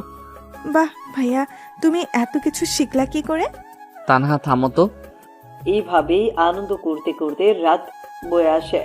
রাতে আবার এক গানের আনন্দে মেতে ওঠে সবাই। সাজিদ একাই গান গেয়ে যাচ্ছে, আর সবাই তা উপভোগ করতেছে। খুব ভালো গান বলেন তো আপনি। ধন্যবাদ, এখন সবাই ঘুমাতে যাও, কাল দেখা হবে। Good night. Good night sir. পরের দিন আবার সে এরকম করেই কেটে গেল। এর পরের দিন বিকেল থেকে রওনা হয় বাসার উদ্দেশ্যে। স্যার ঝগড়া লাগছে পিছনে। কার কার? মোটু ভাই আর রনি সাহেবের। এরা 203 নাকি সবসময় লেগেই থাকে। ঠিক বলছেন, 203। হুম, স্যার আপনাকে একটা কথা বলি। বলেন। বাসায় যেতে তো অনেক রাত হয়ে যাবে, দয়া করে কি পৌঁছে দিবেন বাসায়? আচ্ছা। ধন্যবাদ স্যার। শোনো সবাই, যাদের যাদের এনজয় করার ইচ্ছা আছে তারা সামনে চলে আসো। এখন উড়াধুরা ডান্স শুরু হবে, যে যেমন ডান্স দিতে পারো দাও। আসলে অফিসের বস অন্য ছেলে হলে যেরকম হয়, কোনো পিকনিকের আসল মজাই হচ্ছে এটা। বাবা আমি আসছি। আরে চাচা, তো আর দেরি কেন, চলে আসেন। সবাই অনেকটা মজা করল। রাত 2টার দিকে গাড়ি এসে ফিরলো সেই চিরচেনা অফিসের সামনে। আস্তে আস্তে সবাই নেমে সাজিদের কাছ থেকে বিদায় নিয়ে চলে গেল। এখন বাকি আছে শুধু তানহা আর নীলা। নীলা, আমার শরীরটা ভালো না, অসুস্থ অসুস্থ লাগছে, তোমরা একাই যেতে পারবে না? এত রাতে কি করে যাব? ওকে চলো। জোর সারতে খুব ভালো লাগছে নীলার, পাশাপাশি হাঁটতে কাছাকাছি বাসা হয় বেশিক্ষণ লাগেনি যেতে। নীলা যাও তাহলে, আমি গেলাম। গেলাম মানে এত রাতে কই যাবেন আপনি? ভেতরে আসেন। রেগে বললো কথাটা। রাগটাও দেখি আগের মতোই। দেখেন স্যার, আমার সামনে এরকম মনে মনে কিছু বলবেন না। ভেতরে আসেন এখন। আম্মু, ইনি হচ্ছেন আমাদের বস। ও তুমি সাজিদ? আসসালামু আলাইকুম। মা ক্ষুধা লাগছে, খেতে দাও। তোমরা বসো, আমি দিচ্ছি। আসলে আন্টি আমাকে যেতে হবে এখন। আরে বাবা, এত রাতে কোথায় যাবা? রিক্সা অটো কিছুই পাবে না। আর বর্তমানে যে ছিনতাইকারীদের জ্বালা, তুমি আজ রাতটা থেকে যাও। না আন্টি, সমস্যা নেই, যেতে পারবো। মামনি, যেতে যখন চাইছে যেতে দাও। সামনের ফাঁকা জায়গায় যে পেতনি থাকে সেটা তো তিনি আর জানেন না। যখন পিছু নেবে তখন নিজেই দৌড়ে চলে আসবে। কি বললা? পেতনি? ভয় চুপসে গেছে একদম। আহ তানহা, খামোকা ভয় বাড়িয়ে দিচ্ছিস। বাবা যাও, টয়লেট ওইদিকে, ফ্রেশ হয়ে আসো, আমি খাবার দিচ্ছি। সাজিদার কিছু না বলে ফ্রেশ হয়ে আসলো। তো মা, এনজয় কেমন করলি? সে কথা আর কি বলবো মামনি, যাদের এরকম বস থাকে তাদের এনজয় কি খারাপ হবে? মা, একদম সেই।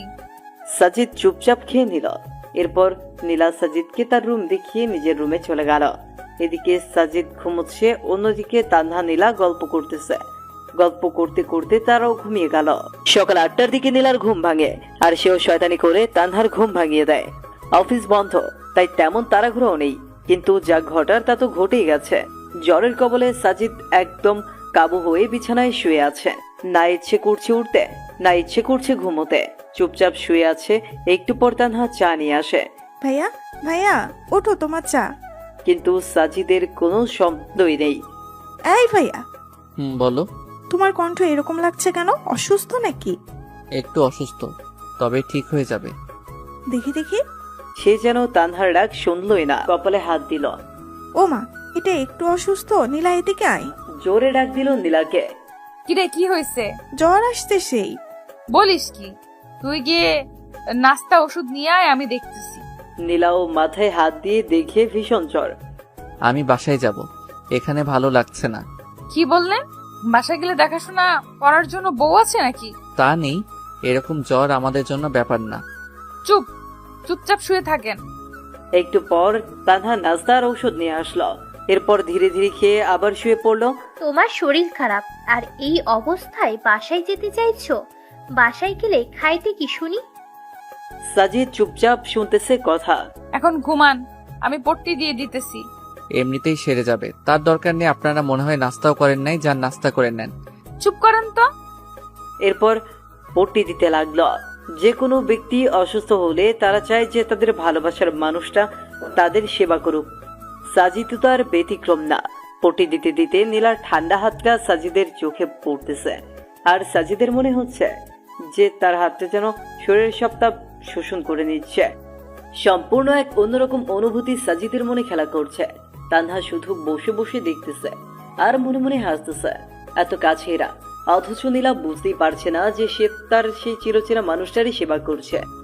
নীলা, আমার ভালো লাগছে না কিছু, বাসায় যাব আমি। ভালো লাগছে না জন্যই রেখেছি এখানে। ধ্যাত। আচ্ছা সত্যি করে বলেন তো, মাথায় পট্টি দিয়ে দিতেছি, আপনার কি খারাপ লাগছে? না।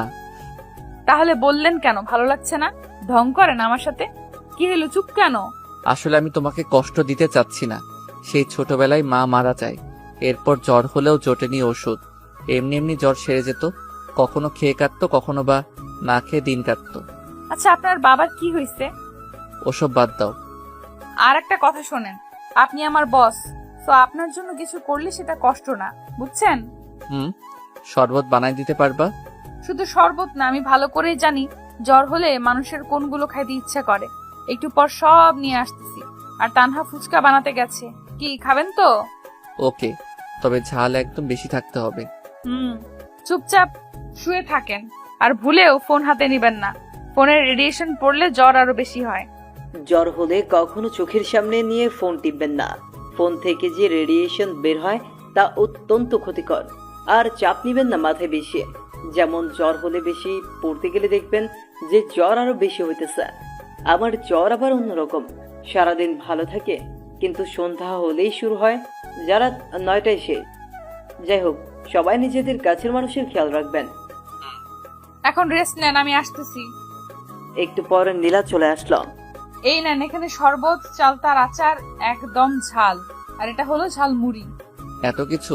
তুমি তো দেখি অনেক ফাস্ট। এখনো কিছু হয় নাই স্যার, একটু পর আরো কিছু আসতেছে। আরো কিছু? এগুলো তো একাই শেষ করতে পারবো না, তোমরা হেল্প করো একটু। ওকে, তা করবো, এখন শুরু করো। এরপর সাজিদ নীলা তানহা খাওয়া শুরু করলো। কেমন হয়েছে? সেই। তানহা ফুচকান। এরপর একটু আড্ডা দিল সবাই মিলে। স্যার আপনি একটু ঘুমান এখন। হুম। কিন্তু ঘুমানোর চেষ্টা করলেই কি ঘুম আসে জ্বরের মাঝে? ঘুম আসে না তো। ওকে আমি মাথায় হাত বুলিয়ে দিচ্ছি, আপনি চেষ্টা করেন ঘুমানোর। এমন ভালোবাসা কে না চায়? আসলে প্রতিটা মেয়ে তাদের যার যার ঘরে ডাক্তার, যারা ঔষধ ছাড়াই জ্বরকে ভালো করে দিতে পারে। আস্তে আস্তে ইমরান ঘুমিয়ে যায়। বিকেলের দিকে নীলার ডাকে ঘুম ভাঙে। স্যার, বলো। জ্বরটা একটু কমছে, গোসলটা করে নেন এখন। গোসল করলে যদি বেশি হয়? সম্পূর্ণ শরীর না ভিজিয়ে মাথাটা ভেজান আর শরীরে ভেজা কাপড় দিয়ে মুছে নেন, ভালো লাগবে। ওকে। আসলেই বেশ ভালো লাগতেছে। এরপর খাওয়া শেষ করে 1 কাপ চা খেয়ে বাসার দিকে রওনা হয়। কিন্তু জ্বর কি একদিনেই পিছু ছাড়ার পাত্র? বাসার গেটে আসতেই যা যা খেয়েছে তা বের করে দিল মুখ দিয়ে। আস্তে আস্তে জ্বরটাও বাড়তে লাগলো। সাজিদও সুন্দর করে কাঁথা মুড়ি দিয়ে ঘুমিয়ে পড়লো। সন্ধ্যার দিকে অনেকটা ঠান্ডা লাগতেছে। শুয়ে পড়তেই ঘুম ঘনিয়ে আসে চোখে।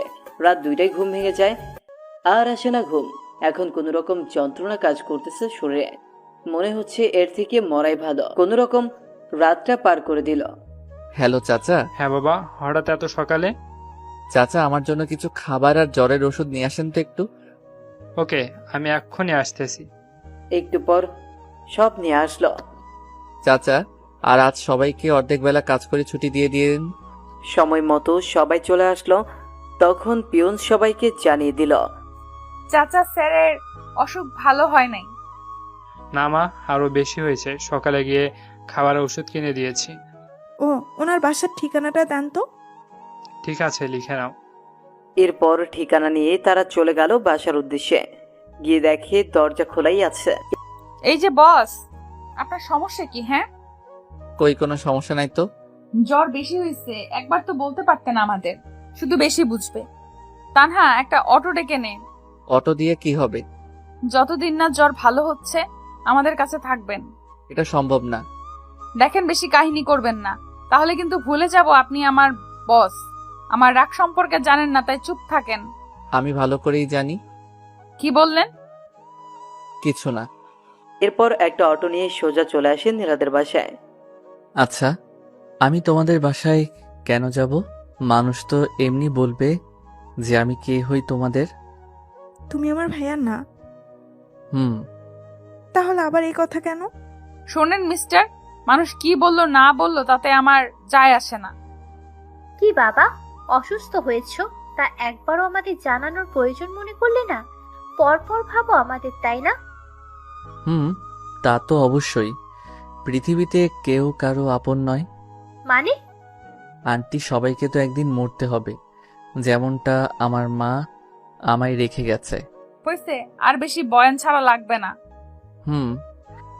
এখন রেস্ট নেন, আমি পানি নিয়ে আসতেছি। ভাইয়া, দেখছো কি কেয়ার করতেছে তোমার? তোমার যদি জানে তুমি ইমরান, তখন না জানে কি করবে আবার? কি আর করবে, যে রাগই আমার জীবনটা শেষ করবে। তানহা, তুই খাবার নিয়ে আয়, আমি মাথায় পানি দিয়ে দিচ্ছি। ওকে। শুয়ে পড়ুন তো। এরপর পানি দিতে লাগলো। কেমন লাগছে এখন? ভালো। শুধু ভালো লাগছে না, অনেকটা স্বস্তিও পাচ্ছি। শুয়ে থাকেন, আমি দিচ্ছি। এইভাবে সেবা করতে থাকে নীলা। জ্বর একটু কমলেও সাজিদকে অফিসে যেতে দেয়নি। পরের দিন তানহা নীলাকে, এখন তো জ্বর কম, এখন বাসায় যাই। না, কাল সকালে এখান থেকে অফিসে যাবেন। কেন? রাতে যদি আবার জ্বর আসে। ও। ছাদে আড্ডা দেই, চলেন। ওকে। জানেন স্যার, আমার জীবনে যে সামনে কি হতে চলেছে কিছুই বুঝতেছি না। যাকে চাই তাকে খুঁজে বেড়াই, কিন্তু পাই না। আপনার জীবন সম্পর্কে বলুন একটু শুনি। আমার জীবন নিয়ে কি বলবো? আপনি কি বলেন? আপনি না বললেন বাবা মা নেই, তারা কিভাবে মারা গেল? মা মারা গেছে অসুস্থ হয়ে, আর বাবাকে হারিয়েছি মা মারা যাওয়ার 2 মাস পরে। তাহলে ছোটকালটা আপনার খুব প্যারাময় ছিল, তাই না? শুধু প্যারা না, আরো অনেক কষ্ট ছিল। আসলে কষ্টের পর সুখ আসে, তাই না? কি জানি, হবে হয়তো। আমি কবে দেখা পাবো? কিসের, সুখের নাকি ছেলেটার? দুটোরই। কে সেই ছেলে? ওর নাম ইমরান। শেষে আমায় একটা চিঠি দিয়ে চলে গেছে। আজ পর্যন্ত অনেক খুঁজেছি কিন্তু পাইনি। ও বাবা। তাড়াতাড়ি দেখিও। চলেন, ঘুমাবেন এখন। শোনো। বলেন। Good night. Good night. পরদিন সকালে ফ্রেশ হয়ে চলে গেল সবাই অফিসের দিকে। বাবা কেমন আছো? আলহামদুলিল্লাহ চাচা। জ্বর কমেছে কি? হ্যাঁ চাচা, যে ট্রিটমেন্ট দিছে জ্বর ভালো না হয়ে কই যাবে। এরপর সাজিদ ও রুমে গেল। একে একে সবাই এসে জিজ্ঞেস করতেছে স্যারের শরীর কেমন আছে। এই যে মিস্টার স্যার, কি? লাঞ্চের সময় হয়েছে, চলেন। এখন না, তোমরা যাও, আমি পরে আসতেছি। না, এখনই চলেন, বেশি কথা বলবেন না। ওকে চলো। তুমি তো আবার যে রাগী। রাগের তো কিছুই দেখেননি এখনো। আমার মা বাবা আর আমার বিএফ জানে আমি কেমন রাগী। হইছে, চলেন। এরপর খাওয়া শেষে আবার চলে আসে কাজে। ভাইয়া চলো এখন। আর একটু কাজ করে যাই। না, এখন চলো। আজব, যাবোটা কোথায়? কেন? আমার খালামনির বাসায়। আবার যাব কেন? আমি তো সুস্থ এখন। সুস্থ মানে যদি রাতে আবার আসে? আমি যাইতে বলছি, চলো। আহ, এই দুই বোন জীবনটারে তেজপাতা বানাবে। ধরে নাও তাই, চলো এখন। কি আর করার, আবার গেলাম তাদের বাসায়।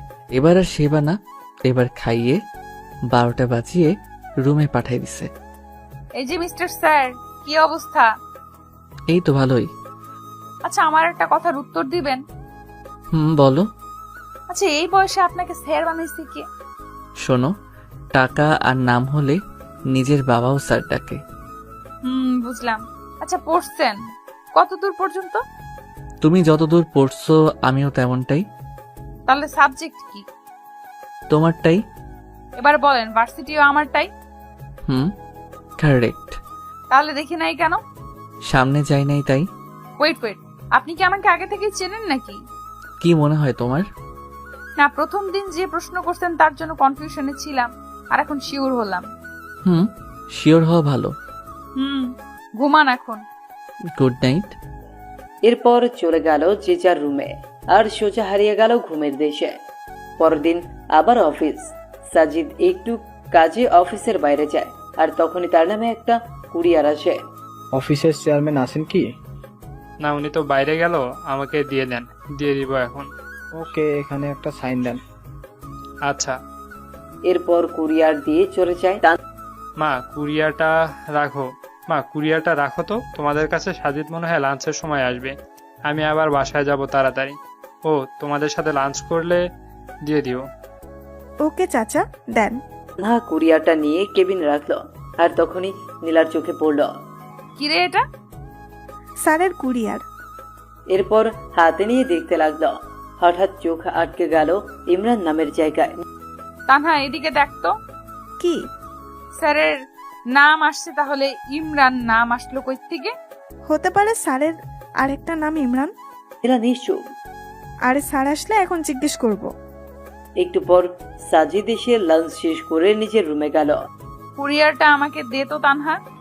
কেন? আমি দিয়ে আসতেছি স্যারকে। ওকে। স্যার, আসবো? আসো। এই নেন আপনার কুরিয়ার। ও, এটা এসে গেছে, দাও। স্যার ওয়েট, এটা কি? আর আমাদের কেন বলেন আপনার নাম সাজিদ? ও, এটা বলতে ভুলে গেছি। আমার শুধু একটা কথার উত্তর দেবেন। কি কথা?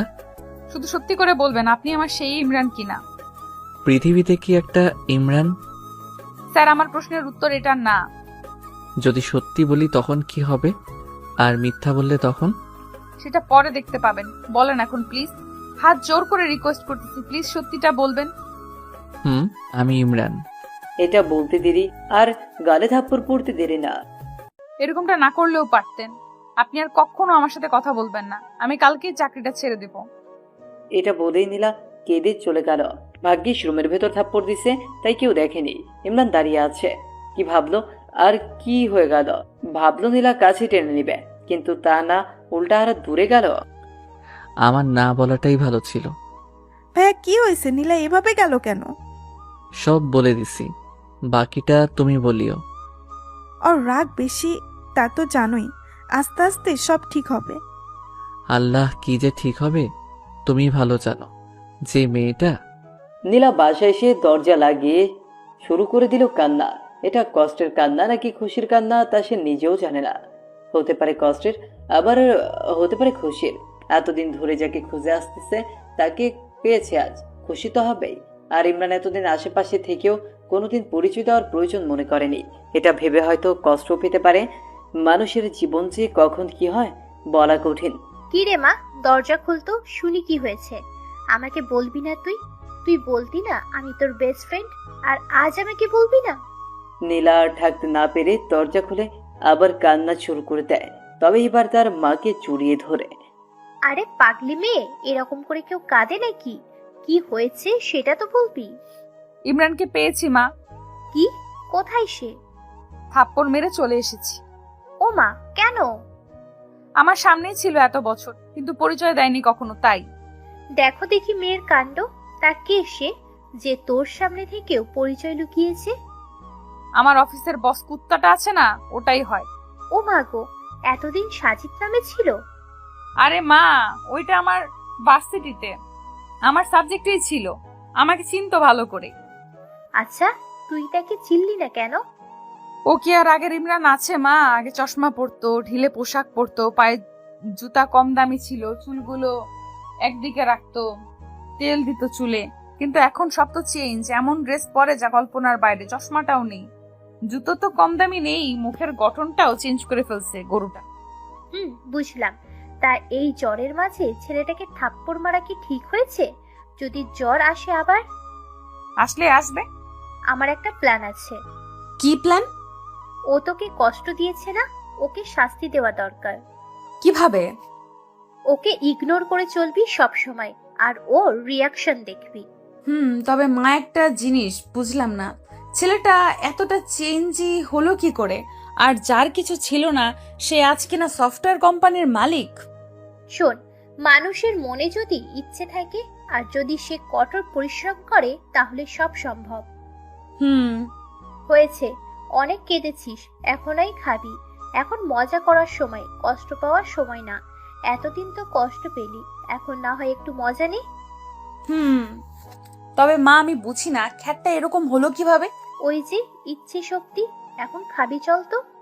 এরপর নীলা খেয়ে টিভি রুমে গিয়ে টিভি দেখতে থাকে। টিভি দেখা শেষ হলে আবার ঘুরে নিয়ে ছাদে চলে যায়। আসলে বিকেল বেলাটা ঘুরে উড়াতে বেশ ভালোই লাগে নীলা। মামুনি, নীলা কই? এতক্ষণে তানহাও এসে গেছে। উপরে আছে, দেখ গিয়ে। শোন শোন, খেয়ে যা আগে। দাঁড়াও, আসতেছি। কি রে নীলা, ওরকম করে আসলি কেন? কেন, কি হয়েছে? ভাইয়া কি ভাবছে বলতো? যা ভাবার ভাবুক, তাতে আমার কি? তোর কি মানে? যাকে খুঁজতেছিস সে আজ সামনে তো বলতেছিস, তাতে আমার কি? শোন, ওই কুত্তার কথা ভুলেও বলবি না। উনি শুধু আমার বস, অন্য কিছু না। বুঝলাম। খাবো, চল। ওকে এরপর নিয়ে এসে খেয়ে আবারও মনোযোগ দেয় ঘুরে উড়ানো। আচ্ছা নীলা, তুই ইমরানকে পেয়েও থাপ্পড় দিয়ে চলে এসেছিস, এখানে আবার মনের সুখে ঘুরে উড়াচ্ছিস। তোর কি খারাপ লাগছে না একটু? না তো, তুই দেখে বুঝতেছিস না? গুড। ঘুরে উড়িয়ে সন্ধ্যায় রুমে আসে। একটু পর ফোন আসে। হ্যালো, আসসালামু আলাইকুম। ওয়ালাইকুম আসসালাম। কে আপনি? কণ্ঠ শুনেও বোঝো না, নাকি না বোঝার ভান করতেছো? ধরে নেন একটা। আমার দোষটা তো বলবা। কোনো দোষ নাই আপনার। আপনি তো আর আমার সেই খ্যাত ইমরান না। ফোন রাখেন, কাজ আছে, বাই। ধ্যাত, দিল ফোনটা কেটে। পরদিন অফিস গেলে নীলাকে ডেকে পাঠায় ইমরান। স্যার, আসবো? আসো। এরপর নীলা আসতেই সোজা গিয়ে ওর হাতটা ধরে ক্ষমা চায়। কিন্তু নীলা এত সহজে ছাড় দেওয়ার মতো মানুষ না। দেখুন স্যার, বস বসের মতো থাকুন। বেশি কিছু করলে আমি কিন্তু ভুলে যাব যে আপনি আমার বস। কি বেশি করলাম আমি? হাত ছাড়বেন কি না? না। আজকের চরটা একটু বেশি লাগছে। স্পষ্ট 4টা আঙ্গুলের দাগ বোঝা যাচ্ছে। চর খেয়ে ইমরান হাত ছেড়ে দিয়ে চোখ মুছল। নীলা আর সেখানে না থেকে চলে গেল নিজের কাজে। ইমরান আর লাঞ্চের সময় বাইরে যায়নি। বাইরে যাচ্ছে না দেখে তানহা আসে ডাকার জন্য। ভাইয়া, খাবা, আসো। তুমি যাও, আমার ক্ষুধা নেই। টেবিলে হেলান দিয়ে। আরে আসো না। তুমি যাবা এখান থেকে? দেখলি ছেলেটা খেতেও আসলো না। তো আমি কি করব? যার ইচ্ছা হবে খাবে, না হলে খাবে না। আমার না মাঝে মাঝে অবাক লাগে, এই জন্যই বুঝি এত খুঁজেছিস। এই তো বুঝছিস। এরপর অফিস শেষ হলে সবাই বাসায় চলে যায়, কিন্তু ইমরান এখনো অফিসে। বাবা বাসায় যাবা না? হ্যাঁ চাচা, শরীরটা ভালো ঠেকছে না, একটা রিক্সা ডেকে দেন তো। আচ্ছা। এরপর রিক্সা আসলে ইমরান সোজা ডাক্তারের কাছে গিয়ে জ্বরের ঔষধ নেয়। কেন জানি ওর মনে হচ্ছে জ্বর আসবে, আর তার ধারণাও ঠিক রাতে জ্বর আসে। হয়তো মায়ের জন্যই জ্বরের চোটে আজ অজ্ঞান হয়ে যায়। পরের দিন সবাইকে অফিসে দেখা গেলেও ইমরান নেই। সবাই পিয়নকে জিজ্ঞেস করতেছে বস কই, কিন্তু তিনি আর কি বলবেন, নিজেও তো জানেন না। তিনি সবাইকে বলল যে যাওয়ার সময় সাজিদ বলেছিল তার নাকি শরীরটা খারাপ। এর বেশি জানি না আমি। সকাল থেকে ফোন দিচ্ছি কিন্তু উঠাচ্ছে না ফোন। নীলা চল, ভাইয়ার বাসায় যাব। কাহিনী বাদ দিয়ে চুপচাপ কাজ কর। আমার কথা তোর কাছে কাহিনী মনে হয়? ভালোই তো বদলে গেলি তুই নীলা। পরশু পর্যন্ত ঠিকই খুঁজছিলি, আর এখন আসলেই তুই বুঝাতে চাচ্ছিসটা কি? হ্যাঁ কিছুই না। ভালো। হ্যাঁ, ফোন করেই যাচ্ছে কিন্তু কোনো খবর নেই। এভাবে একটা দিন চলে যায়। পরের দিন আবার অফিসের বস নেই। চাচা আজকেও কি স্যার আসবে না? না, ফোনটাও বন্ধ, হয়তো কোনো কাজে বাইরে গেছে। সময় হলে চলে আসবে। আর আজ সকালে ছুটির 1টার পর হবে। নীলা আমার কাছে ভালো ঠেকছে না রে। কাজে গেলে কেউ ফোন অফ করে না। আমি গেলাম, তুই আসলে আয়, না হলে থাক। তুই তোর ইমরানকে হারাতে পারিস, কিন্তু আমি একটা ভাই পাইছি, তাকে হারাতে পারবো না। দাঁড়া, আমিও যাব, দেখি তোর ভাই কোথায় লুকিয়ে আছে। এরপর দুজন সোজা চলে যায় ইমরানের বাসায়, কিন্তু ইমরান থাকলে তো দেখা পাবে। হ্যালো চাচা, স্যারের বাসায় তো তালা দেওয়া। স্যার কোথায় দয়া করে বলবেন প্লিজ? আসলে চাচা প্লিজ সত্যিটা বলেন। হাসপাতালে। মানে ওখানে কেন? অসুস্থ অনেক, তাই বাসায় দেখাশোনা করে কেউ নাই, তাই আজ সকালে হাসপাতালে ভর্তি করাইছি। কোন জায়গায়? ল্যাব এইডে আছে এখন। আচ্ছা। কি হলো, কোথায় এখন? হাসপাতালে। হোয়াট? এটাই তো চাইছিলি তাই না? চল। কোথায়? যে হসপিটালে আছে সেখানে। ওকে। এরপর তারা সোজা চলে যায় হাসপাতালে। অফিসের লোকের কাছে কেবিন নাম্বার নিয়ে চলে যায় তার কাছে। দেখ কত ভালোভাবে শুয়ে আছে। শুয়ে আছে না, ঘুমের ওষুধ দিছি। এরপর তানহা মাথায় হাত দিল, আর নীলার হাতটাও নিয়ে গিয়ে দিল মাথায়। দেখলি কিরকম জ্বর? এসব তোর জন্যই হয়েছে। কি মাইটটাই না দিছিস আল্লাহ। আচ্ছা তোর রুমালটা দে, এর মাথাটা ঠান্ডা করি পট্টি দিয়ে। হঠাৎ মাথায় ঠান্ডা অনুভব হয়। কিছুক্ষণ পর ঘুম ভেঙে যায় ইমরানের, কিন্তু কেন জানি চোখ খুলতে পারছে না। পারবেই বা কি করে? নীলার এক হাত তো তার চোখে। হঠাৎ কারো কণ্ঠ শুনে জোরে উঠে পড়ে ইমরান। নীলা আবার টেনে নামায় নিচে। তোমরা এখানে কেন, কোনো সমস্যা? আসলে সমস্যা, তবে আমার না তোমার। আমাকে তো সহ্য করতে পারো না। চুপচাপ শুয়ে থাকেন, কথা বললে দিব একটা বসিয়ে। ওই তোমার সমস্যা কি? কথায় কথায় শুধু মায়ের আর মায়ের। তোমাকে এখানে কেউ আসতে বলছে কষ্ট করে? হ্যাঁ, আসলা কেন? তাও মগের মূল্য পাইছো। ইচ্ছা হলে মারবা, ইচ্ছা হলে চলে যাবা। তোমার হিসেবে আমি কি কষ্ট পাইনি 6 বছর? আরে তুমি তো বাবার হোটেলে ছিলা, বুঝবা কি? আমি হারে হারে বুঝেছি জীবনটা আসলে কি। প্রতিটা সময় গেছে এই সমাজের লোকদের সাথে যুদ্ধ করে নিজেকে তাদের সমতুল্য করে তুলতে। তারপর তোমাকে ভুলিনি। মেয়েরা না ছেলেদের স্মার্টনেসকে ভালোবাসে, টাকা পয়সা ভালোবাসে, অন্য কিছু না। তোমার কি মনে হয় আমি এতদিনে প্রপোজাল পাইনি? আরে তোমার সামনেই তো তোমার বোন সেদিন প্রপোজ করছে, আর বাকিগুলো না হয় নাই বললাম। তারপরও কারোর সাথে প্রেমে জড়াইনি, কারণ একটাই, তোমাকে ভালোবাসি। প্রতিটা দিন কাছ থেকে না হলেও দূর থেকে দেখেছি। আমারও ইচ্ছা ছিল তোমার কাছে যাওয়া, কথা বলা, কিন্তু পারিনি। আগে প্রতিষ্ঠিত হতে চেয়েছি, আর তুমি ভাবো যে শুধু তুমি কষ্ট পাইছো। বাবা, স্যারের দেখি মুখ দিয়ে বুলেটও বার হয়। স্যার এখন এখান থেকে আমার বাড়ি চলেন। কেন? একদিন ট্রিটমেন্ট না করেই জ্বর হাইয়ে উঠছে। আরো যদি এখন ট্রিটমেন্ট ছেড়ে দেই তখন তো জ্বরের টেম্পারেচার বেড়ে পার হয়ে চলে যাবে। হয়েছে, আমাকে নিয়ে ভাবতে হবে না। 6 বছর যাকে নিয়ে ভাবলাম তাকে এত তাড়াতাড়ি কেমনে ভুলি? ভালো। যাবেন কি এখন? না। আরে আরে নীলা, ছেলেটার জ্বর রে। আঙুল বাঁকা না করলে ঘি ওঠে না রে। কি এখন যাবেন তো স্যার? ইমরান কিছু না বলে চুপ করে আছে। এই যে স্যার, উঠবেন কি এখন? হুম। এরপর হাসপাতাল থেকে তারা চলে গেল তাদের বাসায়। কি বাবা, কেমন আছো? এই তো একটু অসুস্থ আন্টি। মা, স্যার আমাদের সাথে থাকবে এখানে এখন থেকে। আচ্ছা। না, আমি থাকবো না। কেন? এমনি। আমি থাকতে বলছি, থাকবেন। চুপ, একদম চুপ। তোমার সব কথা শুনবো নাকি? হবে। সম্ভব না, অনেক সহ্য করছি, আর না। চুপচাপ শুয়ে থাকেন এখানে। ইমরানকে শুইয়ে দিয়ে নীলা চলে গেল পানি আনতে। এবার আবার শুরু করলো পানি দেওয়া। মাইটা খুব লাগছে তাই না? হুম। রাগ তোলায় দাও কেন তাহলে? এতদিন আমার সামনে থেকেও একবার বলার প্রয়োজন মনে করনি? তুমি জানো তোমাকে খুঁজতে গিয়ে কত জনের কত কথা শুনতে হয়েছে, কত কষ্ট করতে হয়েছে। তোমার আশা তো ছেড়েই দিছি। আমি শুধু আল্লাহর কাছে বলছি, আল্লাহ প্লিজ একবার ইমরানের সাথে একটা বার দেখা করার সুযোগ দিও। আর কিচ্ছু চাই না। আমাকে বললে কি এমন ক্ষতি হতো তোমার, বলো? কিছুই না, আগে নিজেকে চেঞ্জ করতে চেয়েছি। তুমি তো বলেছো চুল না কাটলে, শার্ট জুতা না পাল্টালে তোমার সামনে না আসি, তাই আসি নাই।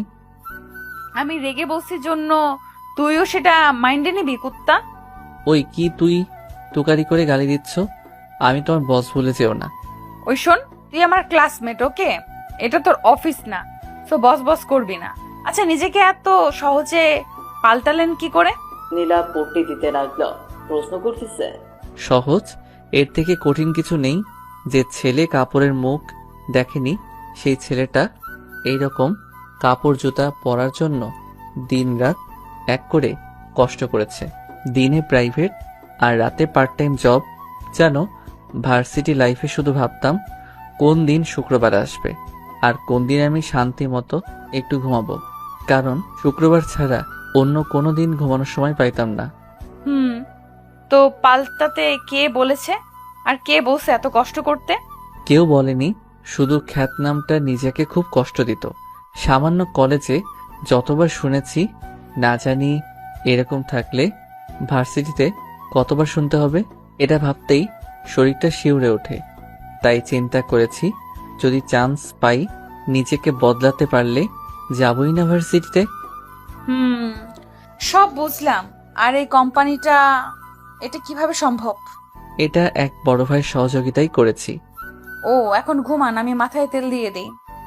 না থাক, লাগবে না। একটা কথা বলবো? হুম। এত বছর অনেক কষ্ট দিচ্ছেন, অনেক কাঁদাইছেন। প্লিজ হাত জোর করে বলি, আর কষ্ট দিয়েন না। একবার হারাইছি আপনাকে, আর হারাতে চাই না। প্লিজ যা করতে চাই করতে দেন। আর আমি রেগে গিয়ে কিছু বললে বা করলে সেটা মনে নিয়েন না। রেগে গিয়ে মারবা? আমি সহ্য করব নাকি? পরে আপনিও মারবেন, তাহলেই তো হয়। এখন যা করতে চাচ্ছি করতে দেন। ওকে। মানুষের জ্বর হলে মাথায় পট্টি দেওয়া, তেল দেওয়া মতো কেউ থাকলে আর কিছু লাগেই না। আর যাদের কেউ নেই তাদের অবস্থা আমার মতো। পুকুর পাড়ে বসে থাকা, মাঝে মাঝে বমি করার মতো অবস্থা হয়। একবার আমার জ্বর হয়েছিল, বমি করছিলাম যখন, তখন মা এসে আমার মাথার 2 সাইড চেপে ধরছিল। সত্যি এরকম ভালো যে জ্বরের মাঝে লাগে তা কখনো জানা ছিল না। থাক, ওসব না বলে গল্পে ফিরে। ইমরান তো বেশ মজাতেই আছে। সারাদিন মেয়ে পাশে সেবা করে যাচ্ছে, আর কষ্টে আছি আমি, কেউ নেই পাশে। নীলা মাথায় তেল দিয়ে দিতে দিতে ইমরান ঘুমিয়ে পড়ে, কিন্তু নীলা থেমে থাকে না। সে 11টায় বসেছে ইমরানের পাশে, বিকেল 3টে পর্যন্ত পাশেই বসে আছে। এর মধ্যে ইমরানের ঘুম ভেঙে যায়। তুমি এখনো এরকম করে দিচ্ছ? বললাম না একবার হারাইছি, আর হারাইতে পারবো না। যাও, এখন গোসল করে খাও। ওকে। নীলা গেলে আবার তানহা চলে আসে। ভাইয়া কি অবস্থা এখন? ভালো লাগছে না কিছুই। কিছু খাবা ভাইয়া? না। আচ্ছা শোনো, তুমি এই টয়লেটে গিয়ে পাটা একটু মুছে নাও, আমি শরবত আনতেছি। আচ্ছা। এরপর নীলা গোসল ছেড়ে আসে আর ইমরান ওর গা মুছে ভেতরের সব বার করে দেয়। হইছে, এখন পেট খালি। হুম। কি খাবেন এখন? কিছু না। কিছু না বললেই হলো। আমি ফুচকা আনছি, সবাই খাবো, খেয়ে আবার ওষুধ খেতে হবে। ওকে। খাওয়া শেষে আবার একটু শুয়ে পড়ে। জ্বরটা একটু হালকা হালকা লাগছে, কিন্তু এত সহজে কি বাঁচা যায়? রাতে আবার সেই জ্বর, আর নীলার কষ্ট আবার শুরু। সারাটা রাত পাশে থেকে সেবা করে জ্বরটা কন্ট্রোলে নিয়ে আসে। সকালে ইমরান ঘুম থেকে উঠে দেখে নীলা টেবিলে হেলান দিয়ে ঘুমিয়ে পড়েছে। নীলা, নীলা। হুম হুম, ঘুম ভাঙছে। হুম এখন কেমন লাগছে? ভালো। মনে হয় জ্বরটা ভালো হয়েছে। তুমি ঘুমাও, আমি একটু বাইরে থেকে আসি। আচ্ছা। এরপর নীলা ও রুমে গিয়ে ঘুমিয়ে পড়লো। একটু পরে ইমরান রেডি হচ্ছে অফিসে যাওয়ার জন্য। কি হইলো ভাইয়া, রেডি হয়ে কই যাও? কই আবার অফিসে যাব? তোমার মাথা খারাপ? এখনো জ্বর ভালোই হয় নাই, আর তাতেই কাজে। তোমার কাজ আজ আমরা করে দিব, তুমি রেস্ট নাও এখন। আরে আমার কাজ তোমরা পাবা না, আমাকেই যেতে হবে। 2 দিন থেকে কাজ হচ্ছে না আমার। ওই কি কাজ করো তুমি, হ্যাঁ, যে আমরা পাবো না? আমাদের সবার